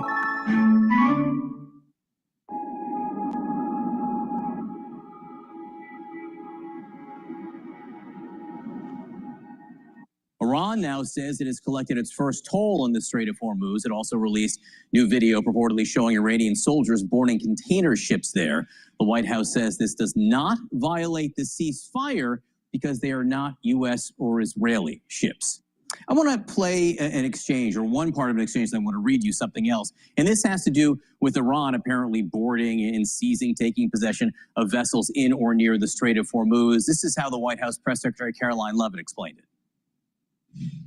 Does the president view that as a violation of the ceasefire? No, because these were not U.S. ships. These were not Israeli ships. These were two international vessels. And for the American media, who is sort of blowing this out of proportion to discredit the president's facts that he has completely obliterated Iran's conventional navy, these two ships were taken by speedy gunboats. Iran has gone from having the most lethal navy in the Middle East to now acting like a bunch of pirates. They don't have control over the strait. So she said, talking about it as blowing it out of proportion, but it was President Trump in a True Social not too long ago who said any Iranian who fires on us or at peaceful vessels will be blown to hell. So is it blowing it out of proportion or is it blown to hell? Which one do you think it is, Ambassador? Well, look, I think her comment was utterly incoherent, not that I expect anything any different. I mean, what if those ships were Saudi, or what if they were Emirati or Kuwaiti or British or German? I mean, who knows really what the ship, where the ships were flagged. But the real point is, if you're going to have a ceasefire, that is not the kind of conduct we expect from the adversary. Now, Trump has also kept our blockade in place, and in fact, I think quite correctly extended it to a worldwide basis, which means the ceasefire itself is incoherent. And I'm afraid that's also a pretty good description at the moment of the direction of U.S. policy. I think the president's lost. I don't think he knows what to do next. Who has the leverage in negotiations as the president extended this ceasefire now a couple more days? Who do you think has the leverage, and who do you think Iran thinks has the leverage? Well, I think perhaps most importantly, Iran clearly thinks it has the leverage. I wouldn't have started the ceasefire. The country that benefits from the ceasefire is Iran. They have been getting pounded, and now they've had 2 to 3 weeks of relief from it, and the prospect of more in store if negotiations get started. The leverage comes because of U.S. and Israeli military force, and stopping the application of that force has really given the Iranians a chance to try and make something out of a very bad situation for them. You mentioned the U.S. blockade of Iranian ports and the seizure of Iranian vessels and vessels that have been at ports all around the world. How much pressure do you think that puts on the Iranians? How long can they hold out against this type of blockade? Well, I think it puts enormous pressure on, but I think in addition to that, and it's one reason I wouldn't have had the ceasefire, we've got to make the rest of the Strait, the rest of the Persian Gulf, safe for traffic from oil from the Gulf Arab countries. In other words, stop Iran from exporting oil, but let our friends in the Gulf Arab states, export oil to alleviate the global economic effects that the conflict is having. I think if we try to get out of this without having demonstrated military dominance over the Strait of Hormuz, the Iranian regime is going to use this like a light switch. They're going to turn the Strait of Hormuz off and on when it suits them. And if we weren't willing to use military force to open the strait now, when are we ever going to be willing to use it? When it comes to the Strait of Hormuz, the IRGC releasing video around the seizure of 2 vessels yesterday, and it's pretty dramatic video. I mean, there's a lot of questions around whether this is valid footage. It looks more like, some kind of practice round. Some naval experts telling us that this might not actually be the seizure, but it gives you an idea of how they're doing it because it's asymmetrical. You've got these speedboats that are going up towards these vessels. I mean, these guys are armed. These speedboats can carry around a dozen IRGC commanders.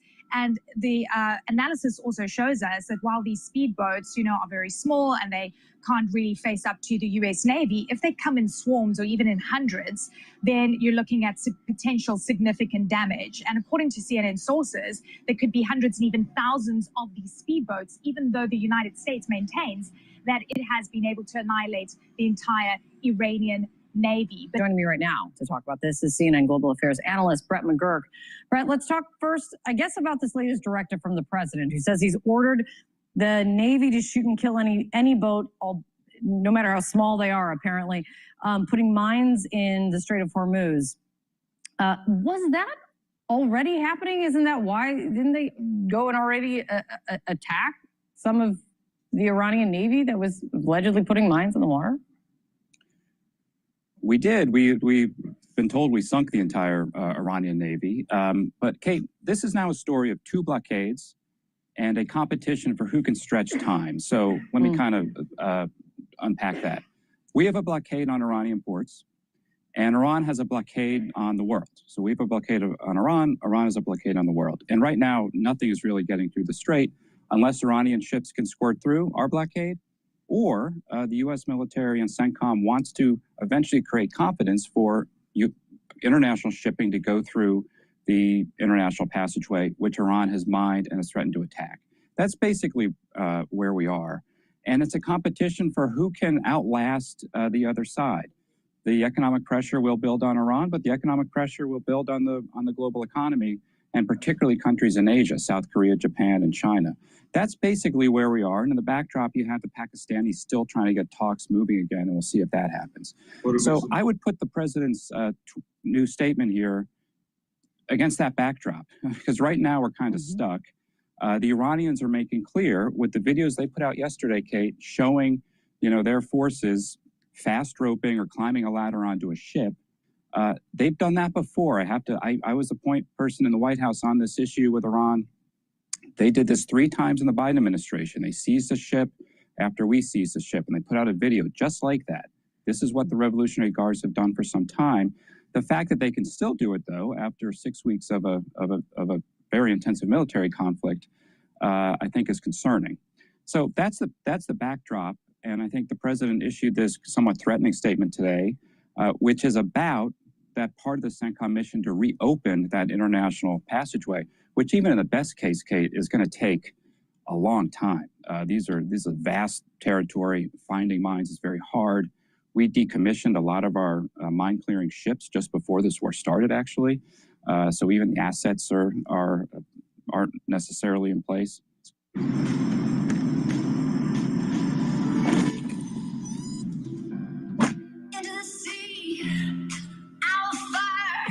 It's going to take time.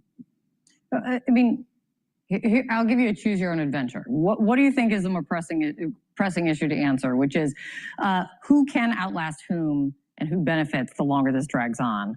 Or also, when you hear, speaking of timing, this assessment that CNN has reported and others, this assessment that lawmakers were told by Pentagon briefers that they could take up to 6 months to fully clear the Strait of Hormuz after the war ends because of the mines, which is a more pressing issue to figure out how to fix. Well, so, we are in the process of finding alternative routes for energy. Maybe about half of what used to go through the Strait is now going through other routes, such as through the Red Sea. There's a pipeline in Saudi Arabia. The UAE has a port called Fujairah, which kind of bypasses the Strait. But that's not really enough. We're increasing our production. But this is going to have an impact on the global economy. But as I mentioned, Kate, primarily those countries that are so dependent upon these exports out of the Strait, and that's China, Japan, South Korea. And I mean, if I was in the White House, I'd be calling those capitals to say, hey, you want this problem fixed? Get on the phone with Tehran, tell them to do the deal that's on the table. That's how we can get out of this.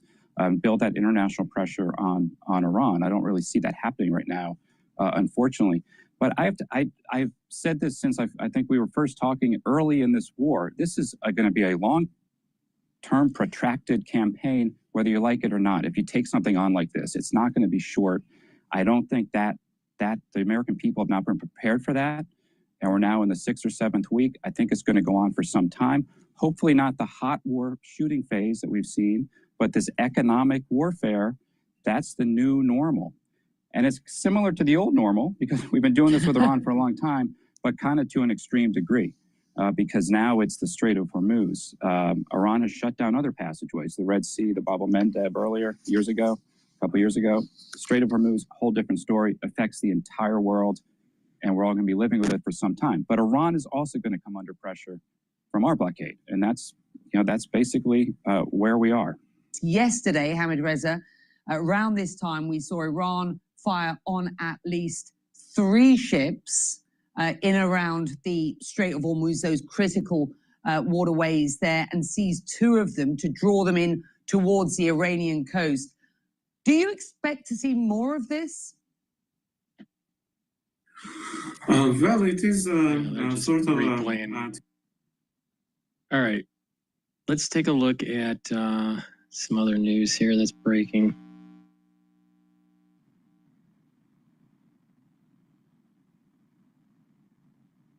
IBM CEO is thinking in 2029 that they see quantum used at scale. That's a little scary. Now, Pete Hegseth fired the Navy Secretary John Phelan. Let's listen into a little bit more detail about that. They put the plate down like it's a piece of art. They make me feel that way. Imagine being able to build an app with your name on it just by thinking about it. Meet Base 44, a complete. Meanwhile, as John just mentioned, Navy Secretary John Phelan was fired yesterday. The Wall Street Journal reports Defense Secretary Pete Hegseth dismissed Phelan in a phone call just minutes before posting on social media, according to a person with knowledge of the discussions, and after Phelan had spent the day on Capitol Hill talking to lawmakers about the Navy's budget requests. According to the paper, Pentagon officials told congressional aides Hegseth fired Phelan because he and Deputy Defense Secretary Steve Feinberg felt the Navy Secretary was not moving quickly enough on President Trump's shipbuilding priorities. The Journal reports Phelan's close relationship with President Trump was a cause of tension with Hegseth and Feinberg, and that Hegseth was upset when Phelan pitched the idea for a modern battleship directly to the president last fall, bypassing the defense secretary. Hung Kao, the Navy undersecretary, a former Senate candidate, is now serving as acting Navy secretary. The latest firing comes just 2 weeks after Hegseth ousted the Army's chief of staff, General Randy George. Hegseth has fired dozens of top generals, admirals, other defense leaders since taking office last year. So, David French, Mr. Phelan, first of all, was just a huge donor to President Trump's campaign in 2024 and was given this position because of that. But that to the side, it again appears to be Defense Secretary Pete Hegseth's feelings that he was upset that Phelan had a close relationship with the president, had gone around him on some of the decisions, cost him his job here. Yeah, you know, what we're seeing is an enormous amount of instability now at the top of the military as Hegseth is going through and cleaning house, often firing generals with zero explanation, no real understanding, at least from the outside looking in, as to why this is happening. He's doing it during a time of war. So it's very clear you've got some sort of purge going on. First of all, most wars have staff, especially the generals, being relieved. It happened during the Lincoln administration. It happened during World War II. It happened during Korea. It happened during the Vietnam War. This BS that people don't get fired during a war is ridiculous. Secondly, there has been a ossification of the Pentagon, and things needed to be retooled, reorganized to be a leaner, meaner fighting machine. What's wrong with that? Don't we want our tax dollars to be more effective? Why do we need all these generals when we lose in Afghanistan and Iraq? You know, I mean, come on. And most of them were out of shape. And there is such a thing as the brass over at the Pentagon not listening to the president. There are many documentaries out there about this very subject matter with the JFK administration, where the Pentagon didn't want to listen to JFK and what he wanted. They thought they knew better. In addition, you had people that were working at the State Department that weren't doing what the president wanted during JFK's administration. So there is this deep state that needs to be checked. So there is historical precedence on getting rid of your generals during a war. I mean, get real. And it's not out of the realm of normal processes to have a secretary of the Navy or of the Army or of, you know, even the defense secretary, or the Secretary of War now, being a more of a political position than a military position. Now, there have been people that were Secretary of Defense that had a long lineage of military service, but it doesn't have to be. The Pentagon, it is very far from clear that this purge is related at all to the sort of the underlying merits of the leadership of the generals and admirals and others who've been fired. This is a dangerous thing, really, creating this kind of instability, creating a perception that you've got a lot of ideological and just pure raw political infighting at the top of the Pentagon. This is where the Pentagon is the place where and I have a hard time believing that Hegseth just fired Phelan without the wink by Trump. Of course, Trump approved it. Is supposed to be really, truly left at the edge on the outside of the building, because these people are the warriors who are defending our country through administration after administration after administration. And I'm very worried that what this instability is going to do over the long term. You know, I'm curious, Jonathan Lemire, the president has now sort of broken that this Second Amendment ban on getting rid of people. We just saw the third person in his cabinet fired. Pete Hegseth's name had been mentioned at the end of next year. They might be trying to move him along. What strikes me is Donald Trump has to know that Pete Hegseth has looked erratic at running the Pentagon, for God's sake. He's looked erratic. He's looked extraordinarily immature. He's looked paranoid. It's a very bad look for the administration. It's even a very bad look when Donald Trump is standing next to Pete Hegseth at press conferences. It diminishes if you have the President of the United States, Commander-in-Chief, and you have General Kane, and then you have this childlike, erratic, paranoid carnival barker in the middle of the two of these people. I mean, the Iranians have to take great comfort in seeing Pete Hegseth behind a microphone. So I'm just curious. Have you heard any more talk about? Is Morning Joe even on Team America?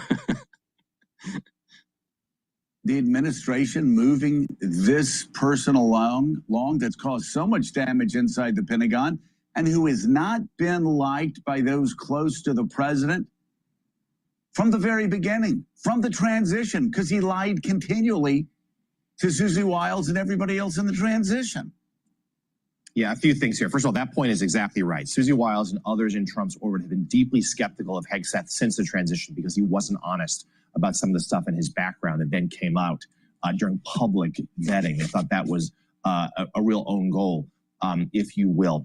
In the first year of this second term, Trump did have that no scalps policy that they bandied about proudly, that there wasn't going to be the turnover like it was in his first term. That has now changed. See, what it is that you have people that are pissed off at the Pentagon, pissed off at the State Department, pissed off in the deep state on how Trump is doing things.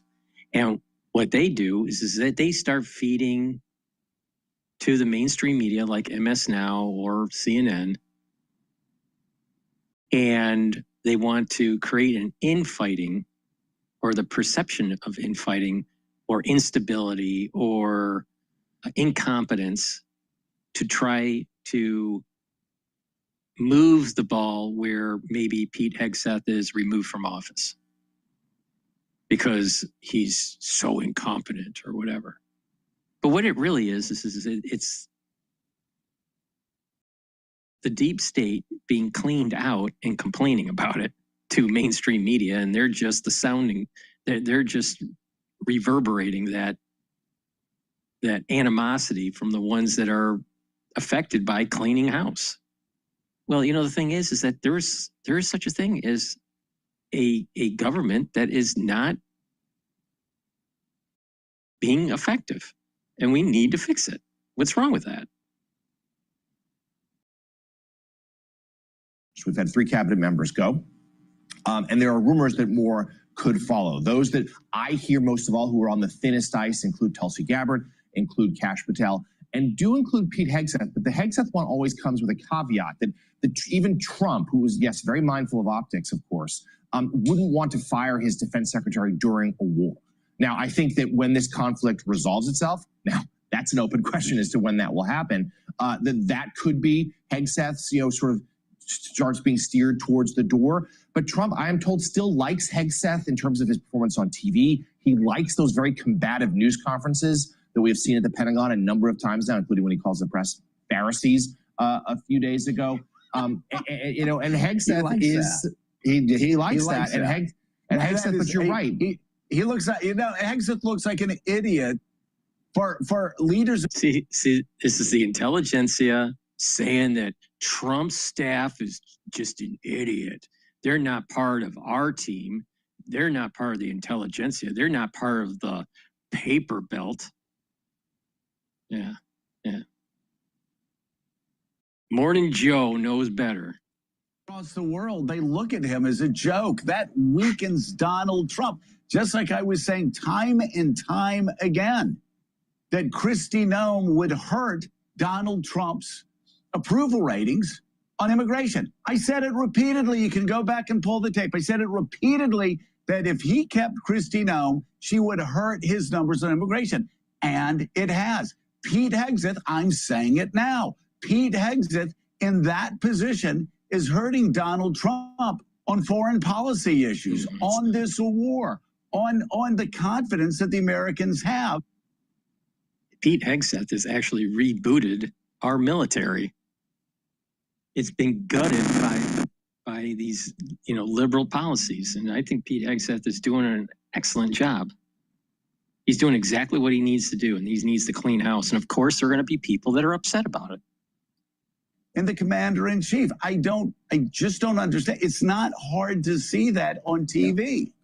Yeah, but job number one for a Trump cabinet official is to fight for the president on television. At least so far, Trump is okay with how Hegseth is doing this. But you're right about the culture of the Pentagon, too. I mean, not only I'm told by people who have been there for decades, it's a building now rife with paranoia, uncertainty, because there's been so many purges. Your top people, highly respected officers, have been pushed out. We've had now the Secretary of the Army and the Secretary of the Navy head out. I mean, there is an extraordinary amount of uncertainty there at the worst possible time, Willie. Of course, as the DOD, is still trying to prosecute this war. How's that any different than in corporate when there's a big restructuring because of a new CEO or there's some downturn in the economy and all the executive staff is all worried about their job? It's no different. With Iran. So there are certainly Republicans, I am told, who would like to see Hegseth be shown the door, but I don't think that's imminent. Okay. Please go to my store, the-studio-reykjavik.com, and get the digestive enzyme complex. This is going to help to reduce the load on your pancreas, help you to digest your food, your carbohydrates, your proteins, your lipids. You'll be able to absorb the nutrients better. Please go to my store and get the digestive enzyme complex. Super important to improve the health of your pancreas. Why? Because you don't want to be a Steve Jobs. Trust me. Dying from pancreatic cancer is really bad. Now, the digestive enzyme complex can be stacked with the probiotics, right? Now, these probiotics, you can get it in the VeggieCap version or the powdered version. I prefer taking the powdered version because I take all these different powders for my lunch, like the collagen and the gladiator barley, the boomer boost, the probiotics, the lignans. So by taking the probiotics that I have on my store, what it'll do is improve your gut biome. You're going to be able to sleep better.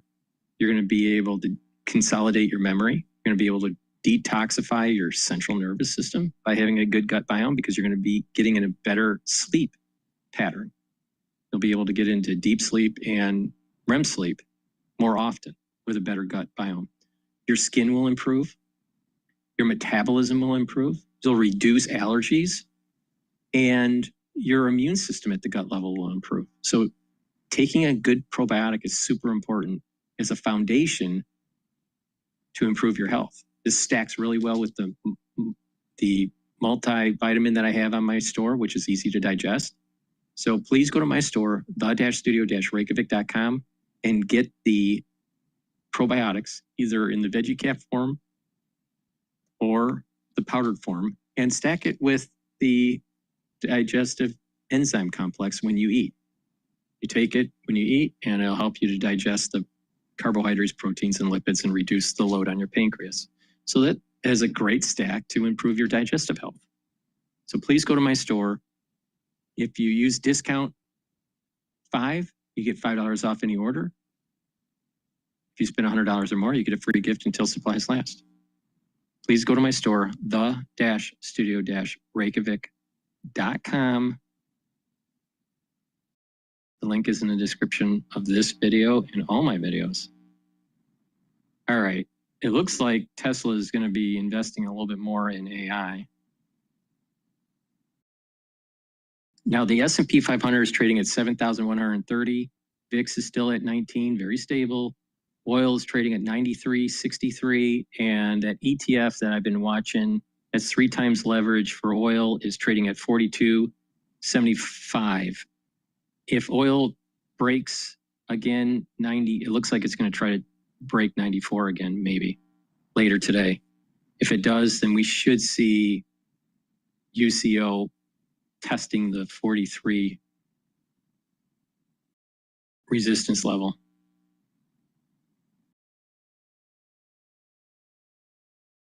All righty.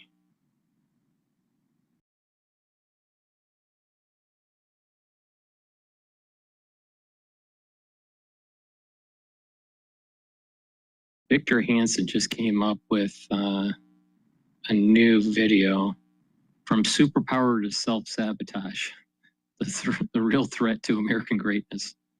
Let's listen into that. Navan, the #1 rated business travel platform, lets your team book work travel in one place. Flights, hotels, cars.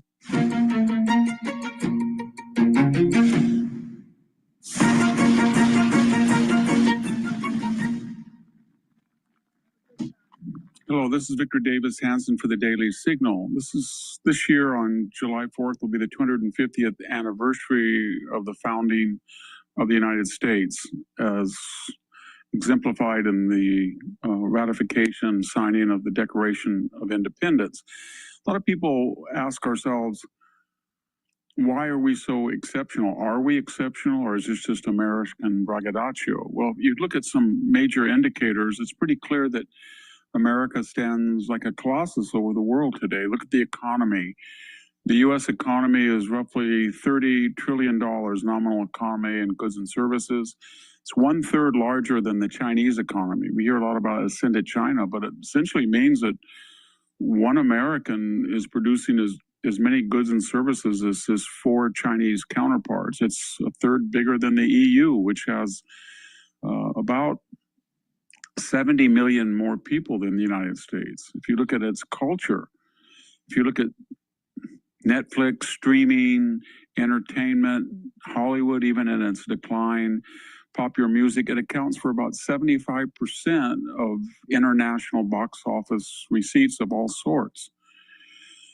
Educationally, there's a lot of global indices, and they usually have the United States with 8 to 9 out of the top 10 universities. That kind of mimics the same economic standards that show that of the top 10 companies in terms of international market capitalization, I think 8 of them now are American. In the case of the educational surveys, it's usually Caltech, MIT, Harvard, Yale, Princeton, Stanford, etc. in the top 10. But of the top 50, 40 of them are American. If you look at politics, the U.S. Constitution is the oldest surviving blueprint for a democracy-republic. All the others have either faded or they come in and out of existence. But ours is that continuity of one particular consensual government, and its foundational document is unprecedented. Finally, militarily, we have about 13,000 combat aircraft and their logistical support craft. That's larger than China, the EU, and India put together. We have 11 fleet carrier groups. China is struggling to get a third. No other country has a fleet-sized carrier and a carrier group. They have smaller carriers, but then in addition to our 11, we have 9 amphibious carriers that are about the same size as most other countries' fleet carriers. And we spend more money than most of the world combined in terms of defense budgetary. Why did we enjoy all of this preeminence? Is it just because we have a continental-sized country? Well, actually, Russia, then China, then Canada have larger territories than we do. Many countries have 2 oceans that border them. So it wasn't just that we have a large area and we have natural resources. Other countries have as many or more than we do. There has to be a secret that explains this global preeminence. And one of them, as I mentioned, is the Constitution. No other country has been able to emulate successfully our Constitution. It's a very rare document. it assumes that power will be collected in one particular person or one particular area given human nature, and therefore it's going to check the accumulation of inordinate power through the legislative, executive, and judicial branches as being separate, each with power over the other to stop their aggrandizement of authority and power. It has a Bill of Rights. Very few countries have a Bill of Rights that protect individual liberty against the state, which is outlined in the Constitution proper, the state's authority, and then the Bill of Rights refines or hones that in and gives precedence to the individual. Well, I'm going to be a little bit more comprehensive about why America is exceptional. Right? This came out with a concept by Neil Ferguson a while back. This was in his book in 2011 about civilization, the West and the rest. And he also did a TED talk about it. And it's about the 6 killer apps. All right. At this time, everyone was talking about apps because of the iPhone. Well, what are the 6 killer apps for American exceptionalism? Competition, political and economic, science, so the science revolution, property rights, which is tied to the Enlightenment, modern medicine, consumer society, or a consumption society, and worth ethic. Now, if we lose any of those apps, those killer apps in our society, we will no longer be a great power. So it's competition, science, property rights, modern medicine, and consumer society, a mass market. Now, what's happening in New York? The erosion of property rights. So that's one of the killer apps that are being eroded. And unfortunately, there are a lot of people that are losing in their education scientific principles. In science, killer app, it involves the scientific method. So understanding that you have to get empirical information and understand that maybe certain things are random, maybe certain things are not random. So there's a scientific method, empirical inquiry, application to technology and military power. But if you erode that because of poor education, one of your apps start to not function as well.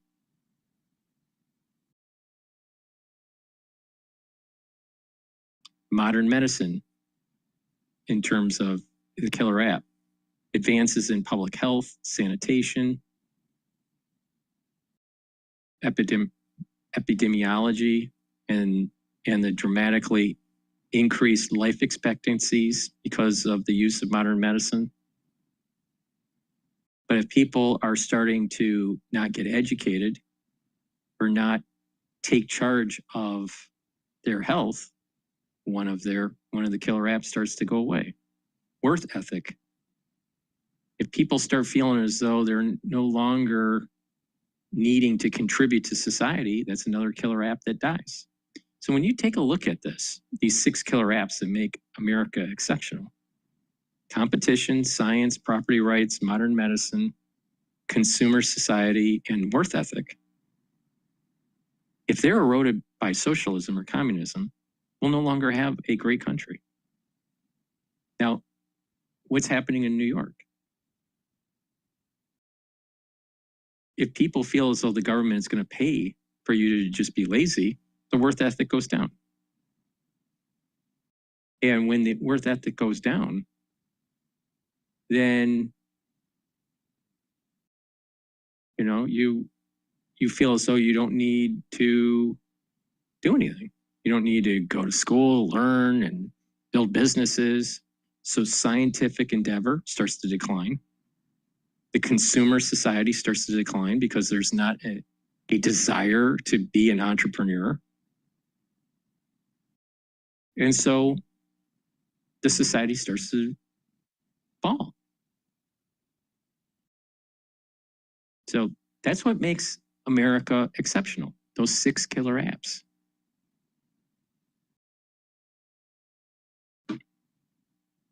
In terms of free expression, the sanctity of his home from search and seizure, freedom of religion, the right to bear arms, etc.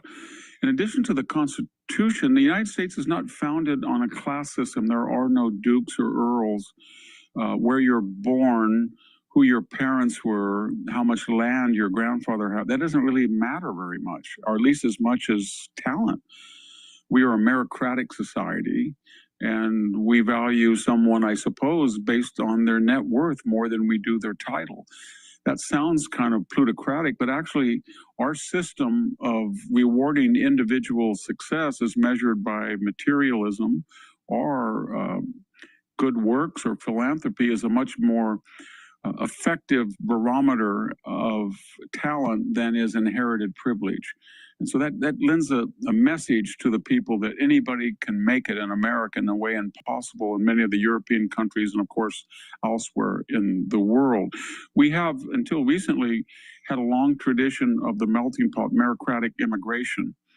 And that meant that if you came legally and immigrants were diverse, and they were of numbers of a size that could be acculturated, assimilated, and integrated, then it was a wonderful thing. I mentioned the 8 or 9 companies in the top 10 by market capitalization. I should say that of those American 8 or 9 countries, 4 of them were founded by immigrants.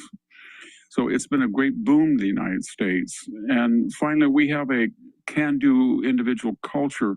There's 2 types of envy in the world, the envy of emulation, the good envy, and the bad envy of anger or resentment that someone has more than you do.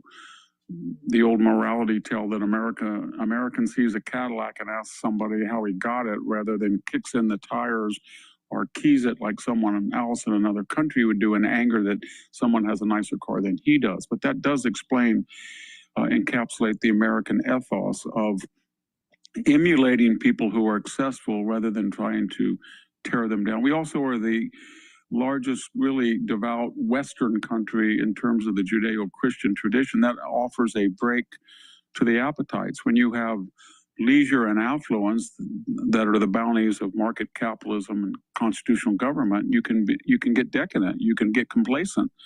In other words, our religious tradition, maybe emblemized by the Sermon on the Mount, says just because something is legal and just because somebody has the ability to do it, you should not necessarily do it because of moral and ethical consideration. Are there dangers to this great American experiment of 250 years? Absolutely.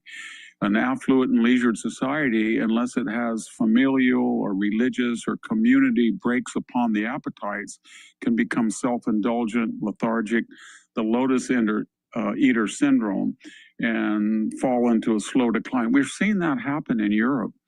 The foundation of the Western tradition that is really descendant now in terms of economics, politics, culture, and its military. Another great worry is the fertility. The United States fertility rate has fallen just in 30 years from 2.1, the replacement rate, down to 1.6, as if life is too valuable, too fun, too enjoyable to waste it raising kids. Any society that has a low fertility rate, the population ages, it shrinks, and it becomes risk averse. We also owe $30 trillion in aggregate national debt. We were running $1 to $2 trillion annual deficits, until recently $1 trillion trade deficit. These are unsustainable. And they'll require, first of all, a major cutback in entitlements and unfunded liabilities. And how we do that when we have a bread and circuses attitude that people think the government owes them something rather than they owe the government, I don't know, but it's something we're going to have to deal with. And finally, immigration's gone haywire. We traded in the successful centuries-long melting pot for the salad bowl. DEI, we have reverted to tribalism. We continue down that pathway that your superficial appearance determines who you are, that it's essential rather than just incidental to your identity as a human, then we're going to end up like every tribal society. and which is failure and pre-civilization reversion. Thank you very much. This is Victor Davis Hanson for the Daily Signal. Please go to my store, the-studio-reykjavik.com, and get the heirloom barley. This will help to detoxify your body, bring down inflammation, and soak up free radicals. This stacks really well with the Boomer Boost. Now, what this will do is that it'll help to improve your cardiovascular health, help with your immune system, help with your endocrine system. But also, by bringing down inflammation, you'll be able to recover quicker after a workout. You'll help with your joint health because you're bringing down inflammation if you have, let's say, arthritis or sports injury. And also, by bringing down inflammation and soaking up free radicals at the brain level, you are improving brain function. It's really important to take the heirloom barley. Now, collagen is super important to help with your skin, nails, and hair, but also your musculature and bone density. It has a very comprehensive, typical amino acid profile for this collagen, shown on the screen here. Please go to my store, get this collagen. It's a month's supply. Mix it with soft foods, filter water, a smoothie, or even milk. I mix it with hummus, but I take it to improve your health. Super important.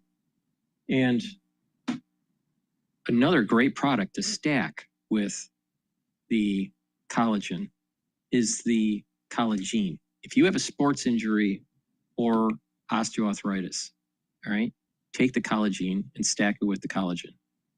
Now, what collagen does is that it'll help to remodel the joint, remodel the cartilage, remodel the cushioning of the joint, but also block certain types of enzymes that cause damage to your joint. There are two such enzymes, MMP3 and MMP13, that erode joints when there is an injury or arthritis. You want to block those enzymes. So this will help to block MMP3 and MMP13 to prevent further joint erosion. In addition, collagen will help to block the inflammation enzyme Ep4 and reduce inflammation at the joint level. So this, by taking this every day, this will help to remodel that joint. And then you do some exercises on the soreness of that joint. Open up that joint up to the point of pain, and then just a little bit more, maybe a couple degrees more, and then hold it there for about 20 seconds or so. And do that a couple times a day or a few times a day. And over time, you'll notice that you'll be able to open up the joint more with less pain until you'll have full articulation. So you have to do these exercises, but also take the collagen, which will help to remodel the joint, and take the collagen, and you'll have the building blocks to remodel the cartilage and improve the joint health. Super important to do, all right, especially when you get older. So please go to my store, the-studio-reykjavik.com, get the collagen and the collagen. If you spend $100 or more, you get a free gift until supplies last.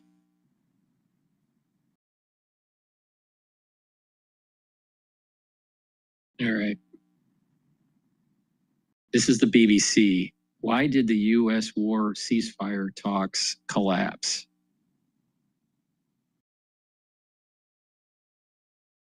Hey, you little milk guzzler. Mom's boob is sore. Good thing Amazon helped. Yeah, I can get her answers and help, even at 3 a.m. So all you have to do is sit there and look cute. Mommy loves you. I think is that we're going to end up with a great deal. Why did the Iran war negotiations collapse?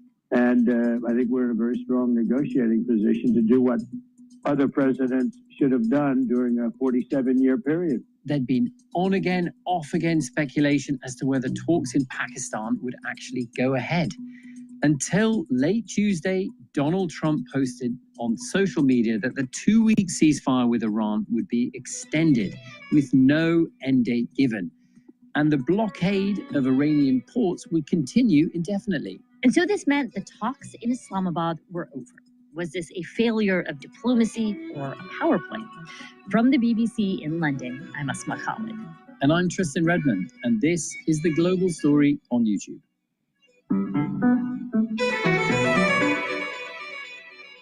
Well, Paul, you're there in Islamabad, Pakistan. There were supposed to be these talks between the Americans and the Iranians. And as we all know, those talks didn't materialize as of this point. And so it kind of feels like you're at a party where the guests of honor never showed up. How's it been? Well, yeah, and where the host is deeply, deeply disappointed. I mean, this was such a matter of pride for the Pakistani authorities. They really felt that if they could broker some kind of deal between Iran and the United States, that somehow would have a hugely enhancing effect on Pakistan's international reputation. They billed themselves as the one country that had good contacts in both Washington and Tehran. They thought that they could make this happen. Everything about the way this city was being prepared, with huge chunks of it being shut off, roads being closed, a big red zone in the middle, with hotels being evacuated. It all felt like they were getting ready for a big deal. And in fact, we all thought it was going to happen because we watched American C-17s coming in, bringing who knows what. There was all kinds of speculation. I didn't realize that was already there, that the prep was there on the American side. The prep may still be here for all we know.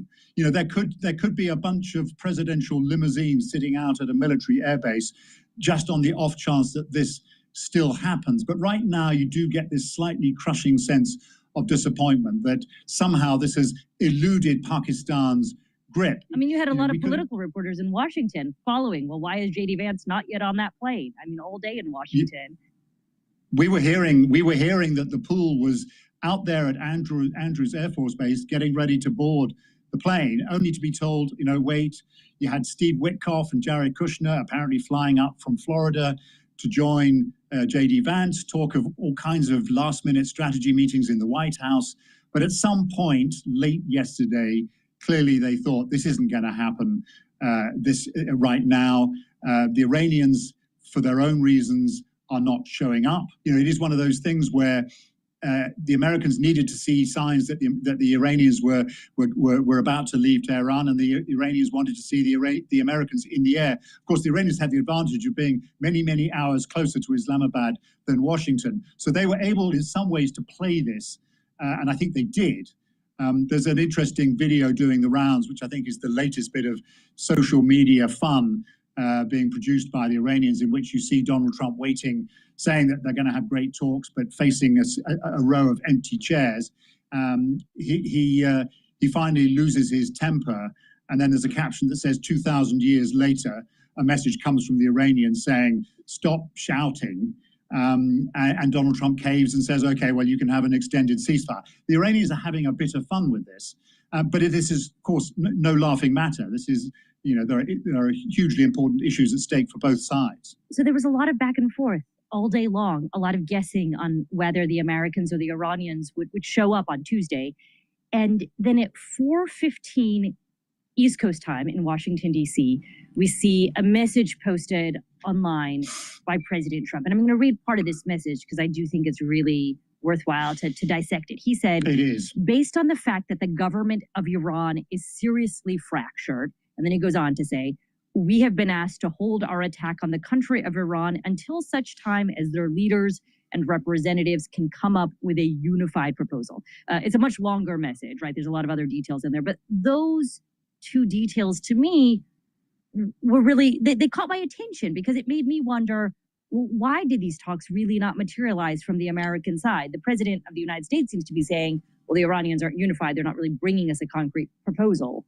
Is that the crux of why they fell apart from your perspective on the American side? Well, I mean, yeah, seriously fractured and unified proposal. You're absolutely right to highlight those two phrases. Now, either Washington wants everyone to think that the regime in Iran is weak, it's at sixes and sevens, it doesn't know which way to move, or this reflects a genuine concern in Washington, which is being voiced, by the way, not just by the administration, but also by many Iran watchers, which is what exactly is going on in Tehran. Donald Trump loves to trumpet the fact that he's achieved regime change, and maybe all he's achieved is regime fracture. And that is a rather dangerous place to be, because in the old days, 6 weeks or so ago, you had a supreme leader who clearly called the shots, who determined everything that was happening. When you had negotiations with the Iranians, you think back to the negotiations that resulted in the 2015 Iran nuclear deal. You kind of knew what the format was, who the players were, the interlocutors. The Iranians are supremely effective and efficient negotiators. They're tough. They do play for time, but you kind of knew who you were dealing with. Say hello to Zero. See exactly where your business stands with no guesswork. Get instant, accurate reports so you can make smarter decisions. It's powerful enough for your accountant, simple enough for you. Try Zero today.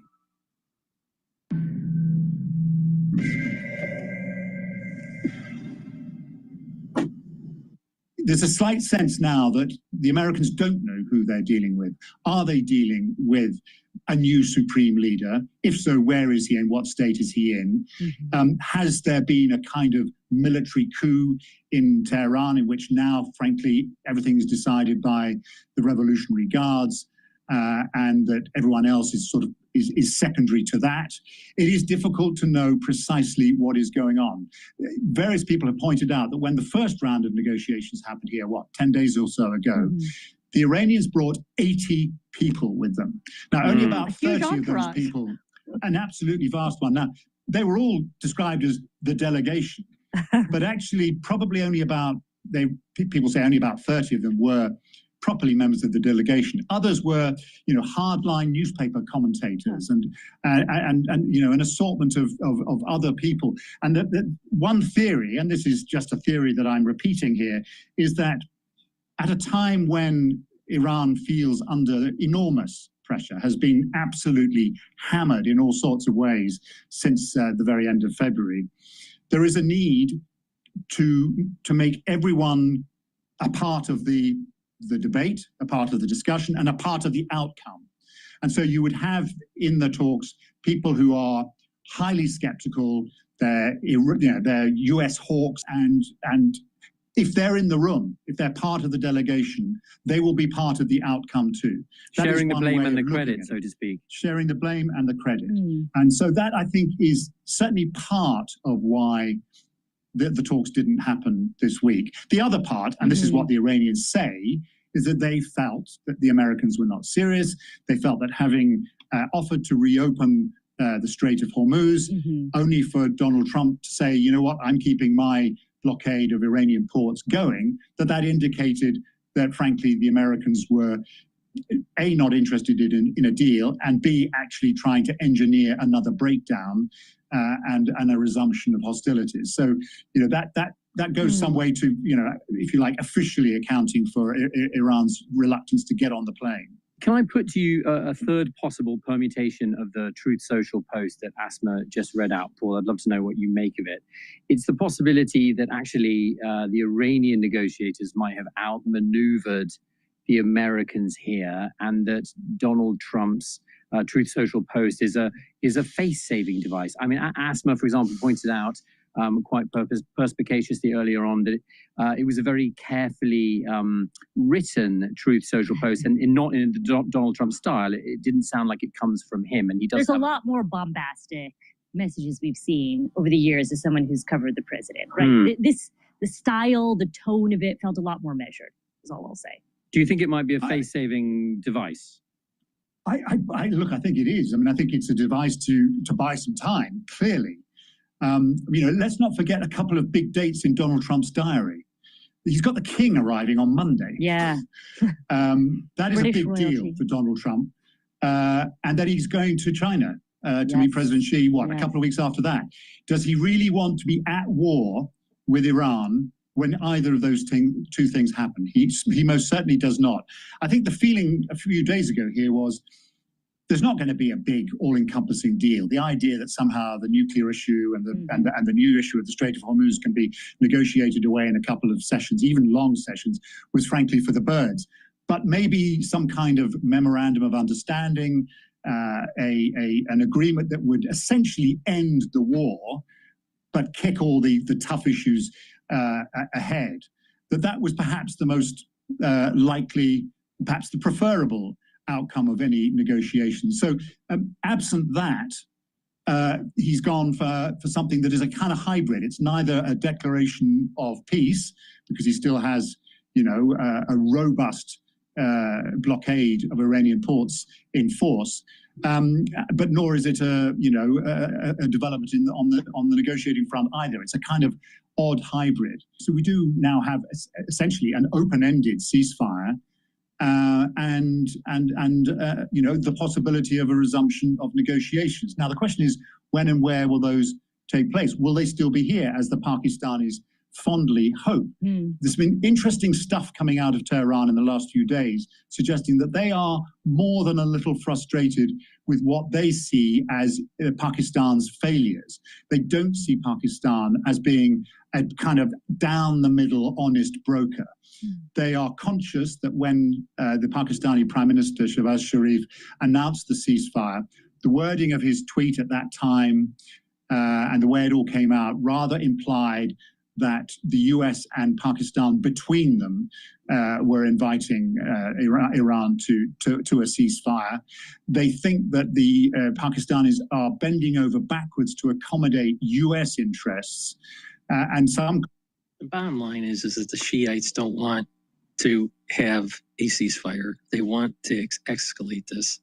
This is only going to end if we kill the theocratic regime. It can't be negotiated on paper. Please go to my store, the-studio-reykjavik.com. Get the resveratrol. This will help you express your genes more youthfully. This will also help to get rid of senescent cells. It'll help to soak up free radicals and boost up the health of your mitochondria so you have more energy. And resveratrol helps the basal layer of your skin. It stacks really well with C60 to help with that basal layer. In addition, if you're 40 years of age or older, get the vitamin B complex. This will help the electron transport chain within your cells to produce more ATP. It will rev up your cellular metabolism, and vitamin B complex helps to protect neurons with vitamin B12. And I also have structural nanosilver soaps in stock.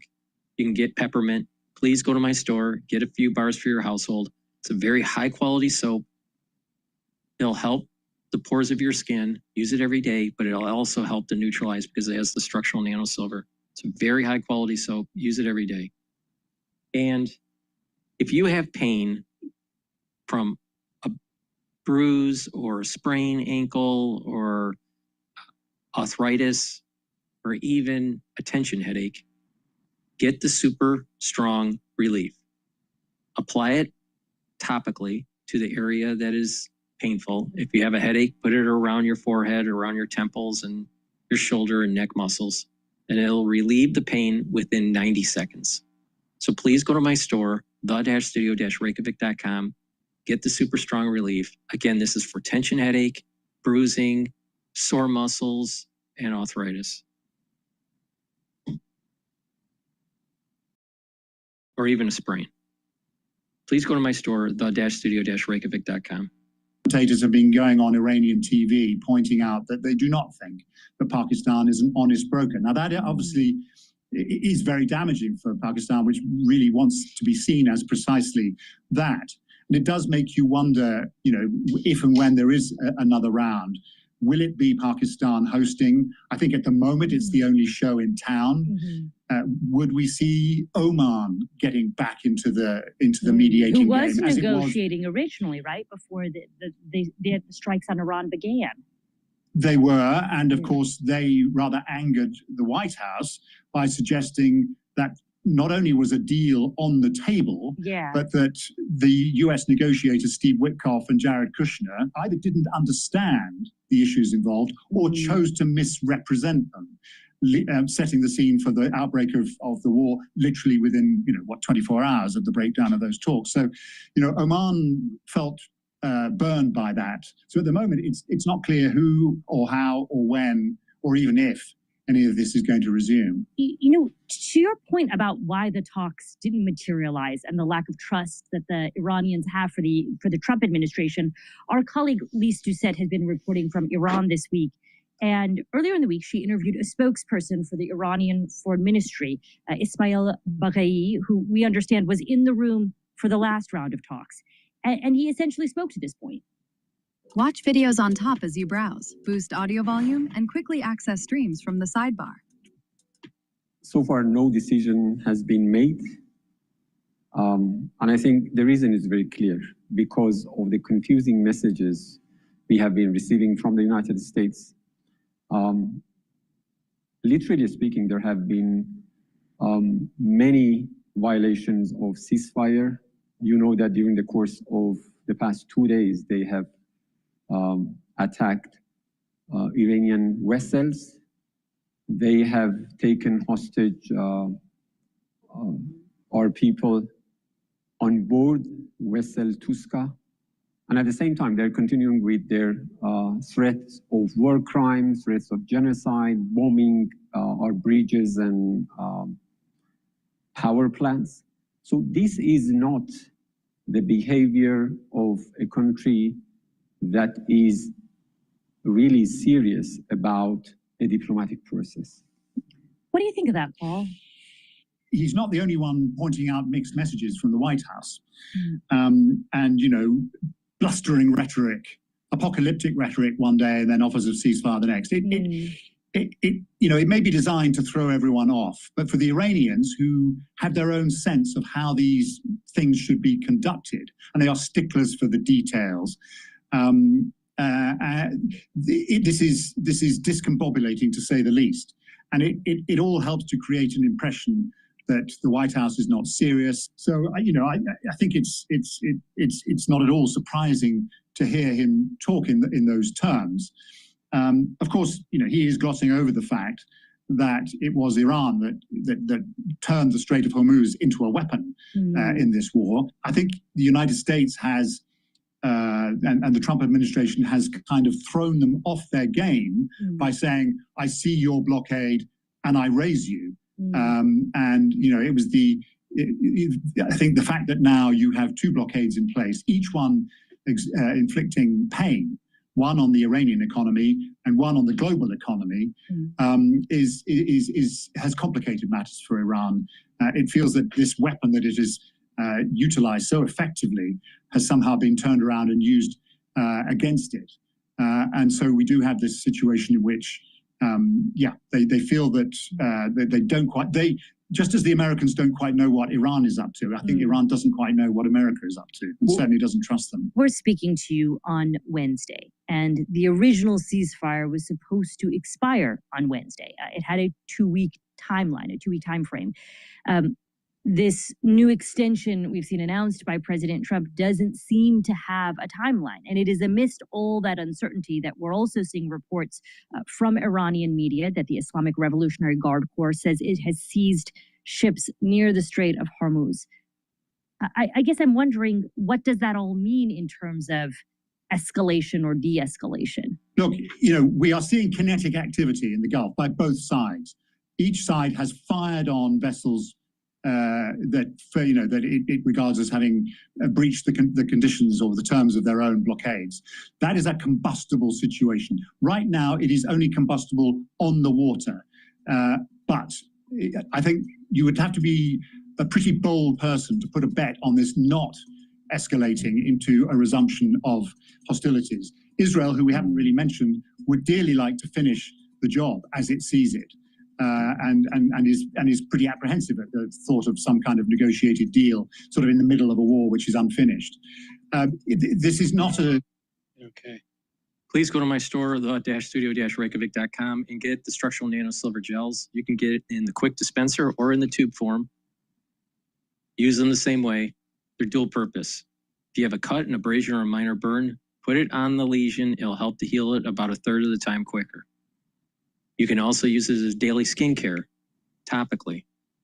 And if you're not feeling well or someone around you is not feeling well during the cold season, put it on your hands. It stays active for 5.5 hours, but you can also put it around your eyes, around your nose, around your mouth, around your ears, and lightly coat your nostrils. Again, it stays active for 5.5 hours. You can't do that with Perel.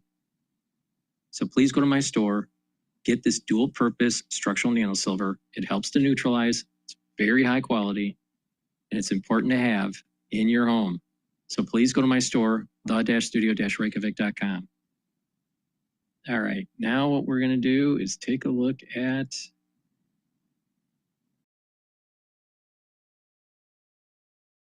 All right, let's listen in here. Iranian activist praises Trump, reveals worst case scenario for terror regime.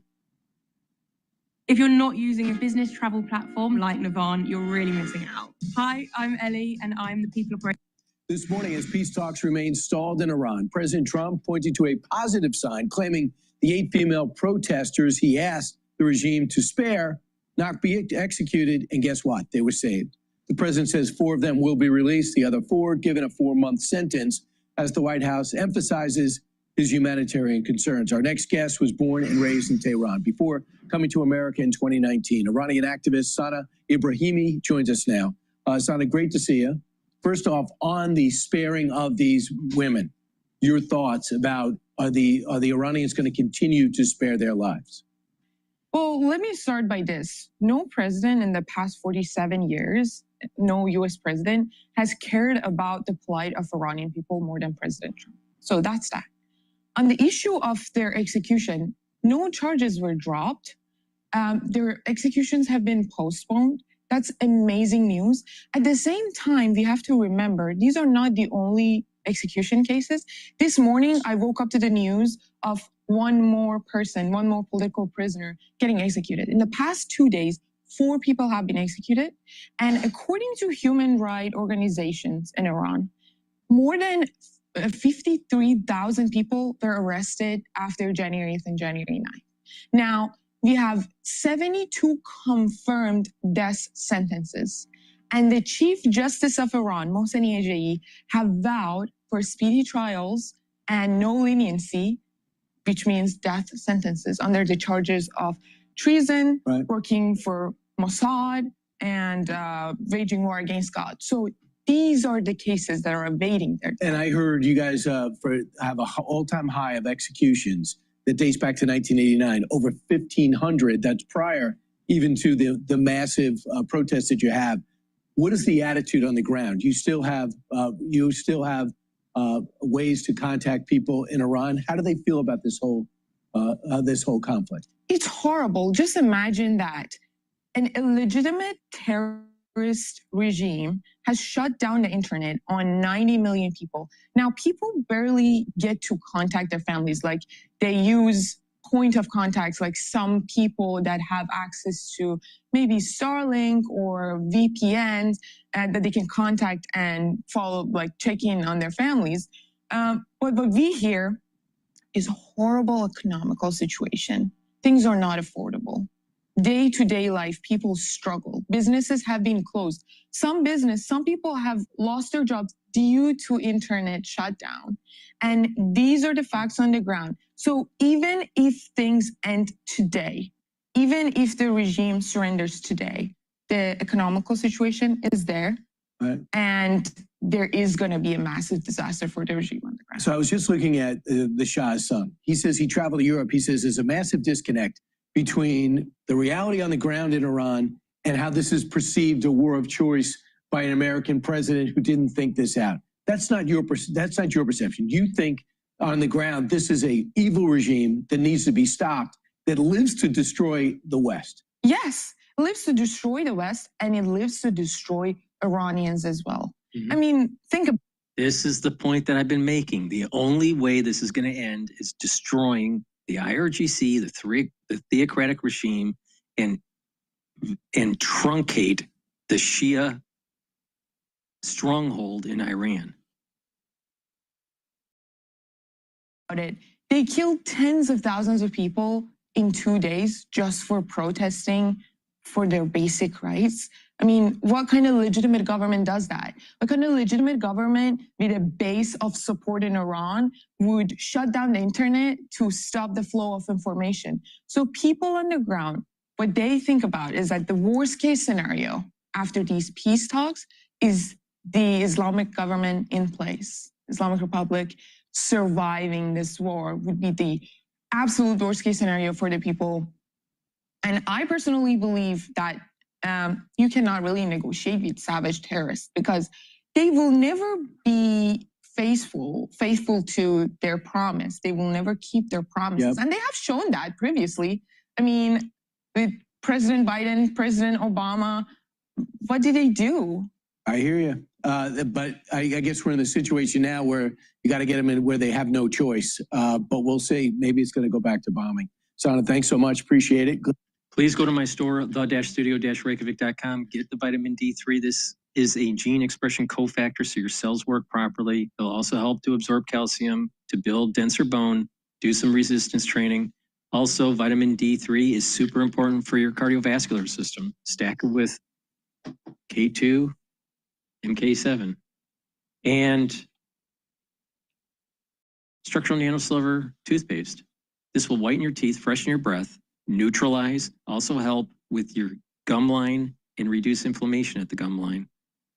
Super important to use every day, but especially during the winter season. Why? Because it's the structural nanosilver to neutralize. And with good oral hygiene, you're going to help with your cardiovascular health and your valvular health. This toothpaste, this structural nanosilver toothpaste has no fluoride. So please go to my store, use discount 5, you get $5 off any order. If you spend $100 or more, you get a free gift until supplies last. Click the link, go to my store, the-studio-reykjavik.com.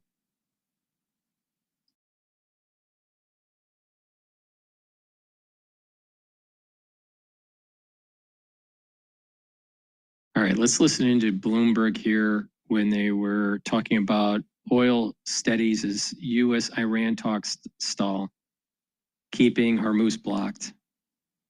Robots who walk, talk, and perform tasks just like us. It's the stuff of science fiction, right? The robots are able to mirror human behavior. They can go where humans shouldn't or can't. Now we have robots delivering technology for good in our society.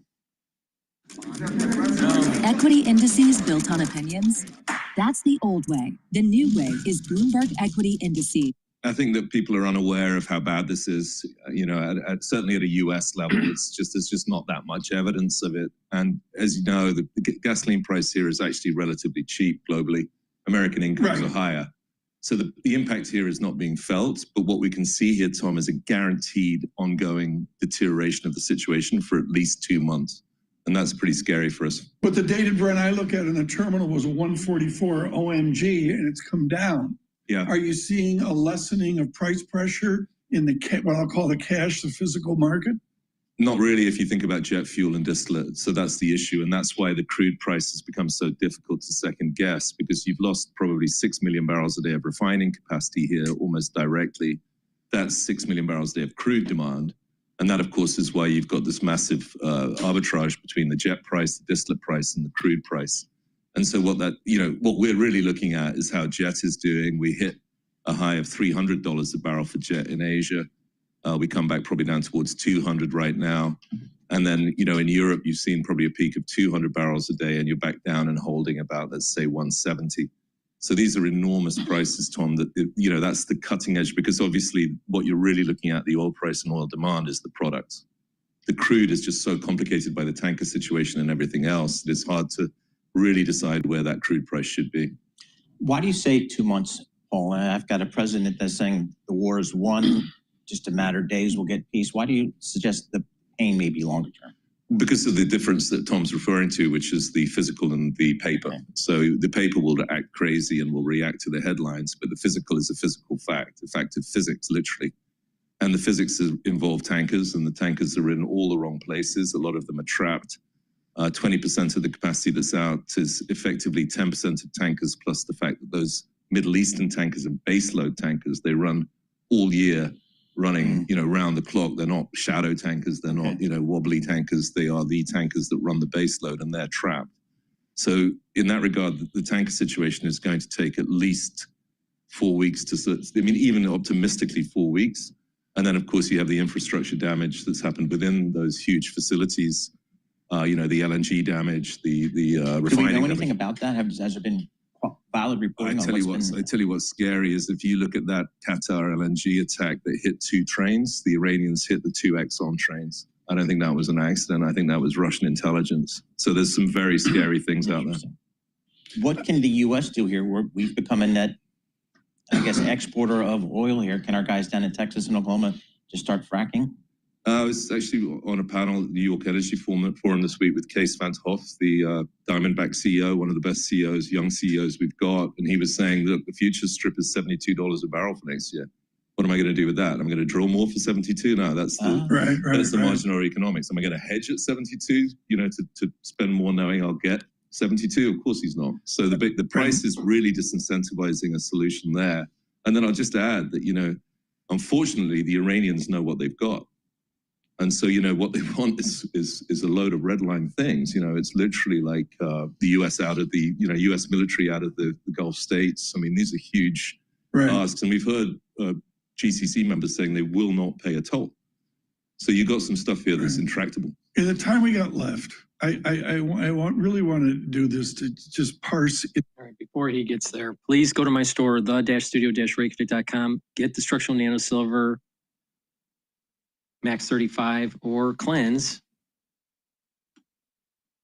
Take a teaspoon a day every day, and this will boost up your innate immune system. It'll help to neutralize, help to improve your oral cavity and your oral pharynx, maintain a mucosal barrier, and help the health of your epithelial cells. Super important to take every day. I've been doing this for over 6 years, every day, a teaspoon a day.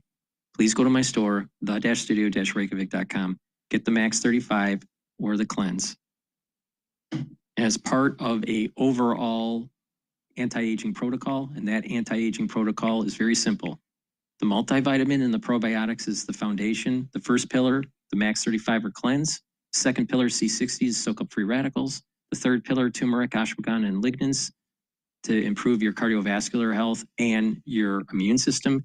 And Boomer Boost to rev up your cellular metabolism and increase your energy levels. So please go to my store, the-studio-reykjavik.com. If you spend $100 or more, you get a free gift until supplies last.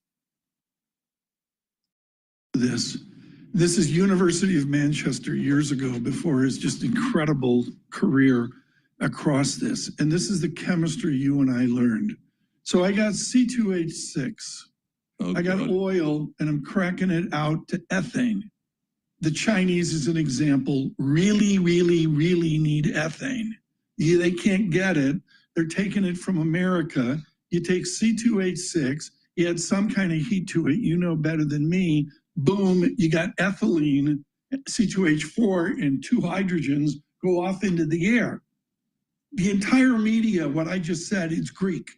But the answer is, this is really what matters, like to the Chinese, to Indonesia, and to Qatar, right? Yeah, and I'd add to that China's over 90% dependent for ethane, ethane on the US. So this came out very clearly during tariffs, that, you know, they are highly dependent on that US flow. And you're seeing the other guys in Asia where they're dependent on naphtha, which gets you the same effect through oil more directly, as opposed to ethane coming from natural gas. And in naphtha, you have 60% less supply to Asian petrochemicals. So our first move here was, one of the very first moves we did was start looking at Taiwan and TSMC. But we concluded that because they're a government company, they're going to keep going somehow. But they definitely will have a helium problem within 2 months. And that becomes a question for the whole AI. The latest thing that we're seeing from Japan is a solvent issue, and this gets into really complicated, you know, sub-ethylene products. But these solvents are vital for chip making as well, and the Japanese chain is very Japanese. So they take the naphtha from abroad and do everything within Japan. Losing the naphtha breaks the chain and seems to mean that you're going to have a real struggle making the chips. Okay. So yeah, you're right. And these are the supply chain issues that we're more focused on the demand side, because there's not much point in us talking about the Strait. How does this redound back to tweets coming out at 7 a.m. from the President of the United States? About marijuana? No, I don't mean about marijuana. I mean about ethane, methyl ethyl ketone, and the rest of it, the real world chemistry that's flat on its back. Well, you know, Tom, I always say that there's only one barrier of entry to being an oil analyst, and that's units and obviously and physics. And frankly, the understanding, you know, through the chain of politicians. If you look at, I've listed every single major oil CEO in the US as an engineer, every single one. And if you look at politicians, I don't think you'll find one. Another extreme example is Greta is high school level educated. I don't think she could have said what you just said about C2, C3. So, you know, the reality is, and ultimately we've seen a story here where the conspiracy is in oil is a conspiracy of ignorance. People just don't understand it. Do you want to know the truth? Yeah. Professor Beeler, organic chemistry, inorganic chemistry, physical chemistry. The only reason I got through it, he sat in row 4 at the ice rink. that is the only way I got through. Well, I thought you had me on the ropes there. Did you have Morrison and Boyd in organic chemistry, like 800 pages? I'm a Manchester University history and economics grad. I know. But one thing I'll tell you, one thing I'll tell you, Tom, is that the reason that Manchester it always rains is because it was built in a rain shadow of the Pennines for the water mills, for the mills. Yeah. And so it's built for the factories to run on water, and that's why it always rains in Manchester. Right. So, how cool was Man City this week? I mean, that was really. You know, true Mancunians are going to get a lot of hate mail for this. True Mancunians typically support City, yeah, I understand. And you know, they always say there's more Cockney Reds for United, but no, I'm happy for them. It's great. You know, it's they really outplayed Arsenal, I felt. And you know, my family history is from Woolwich, where the original Arsenal was, where they made the guns that are on the. My great-grandfather and grandfather worked at the original Arsenal. And if you want to cheer up, my father was evacuated from London as a boy because the Germans were bombing the Arsenal so much that it was unsafe for kids. Yeah. So when people get too depressed about the world, I always say, you know, well, we're not at the stage. John Farrow's told me about Coventry was just leveled. Coventry was absolutely leveled. And someone was pointing out, I'd mentioned in a note that Rotterdam was redesigned by the Germans in the war. And, you know, it became the biggest container port and obviously a huge focus for oil markets. All right, that's the end of my show. Thank you for listening. Please make sure you subscribe to all my channels. If you like the work that I do, please help support it by sharing the links, asking your social media to follow me, and get the great products that are on my store, the-studio-reykjavik.com. Thank you for listening and have a nice day.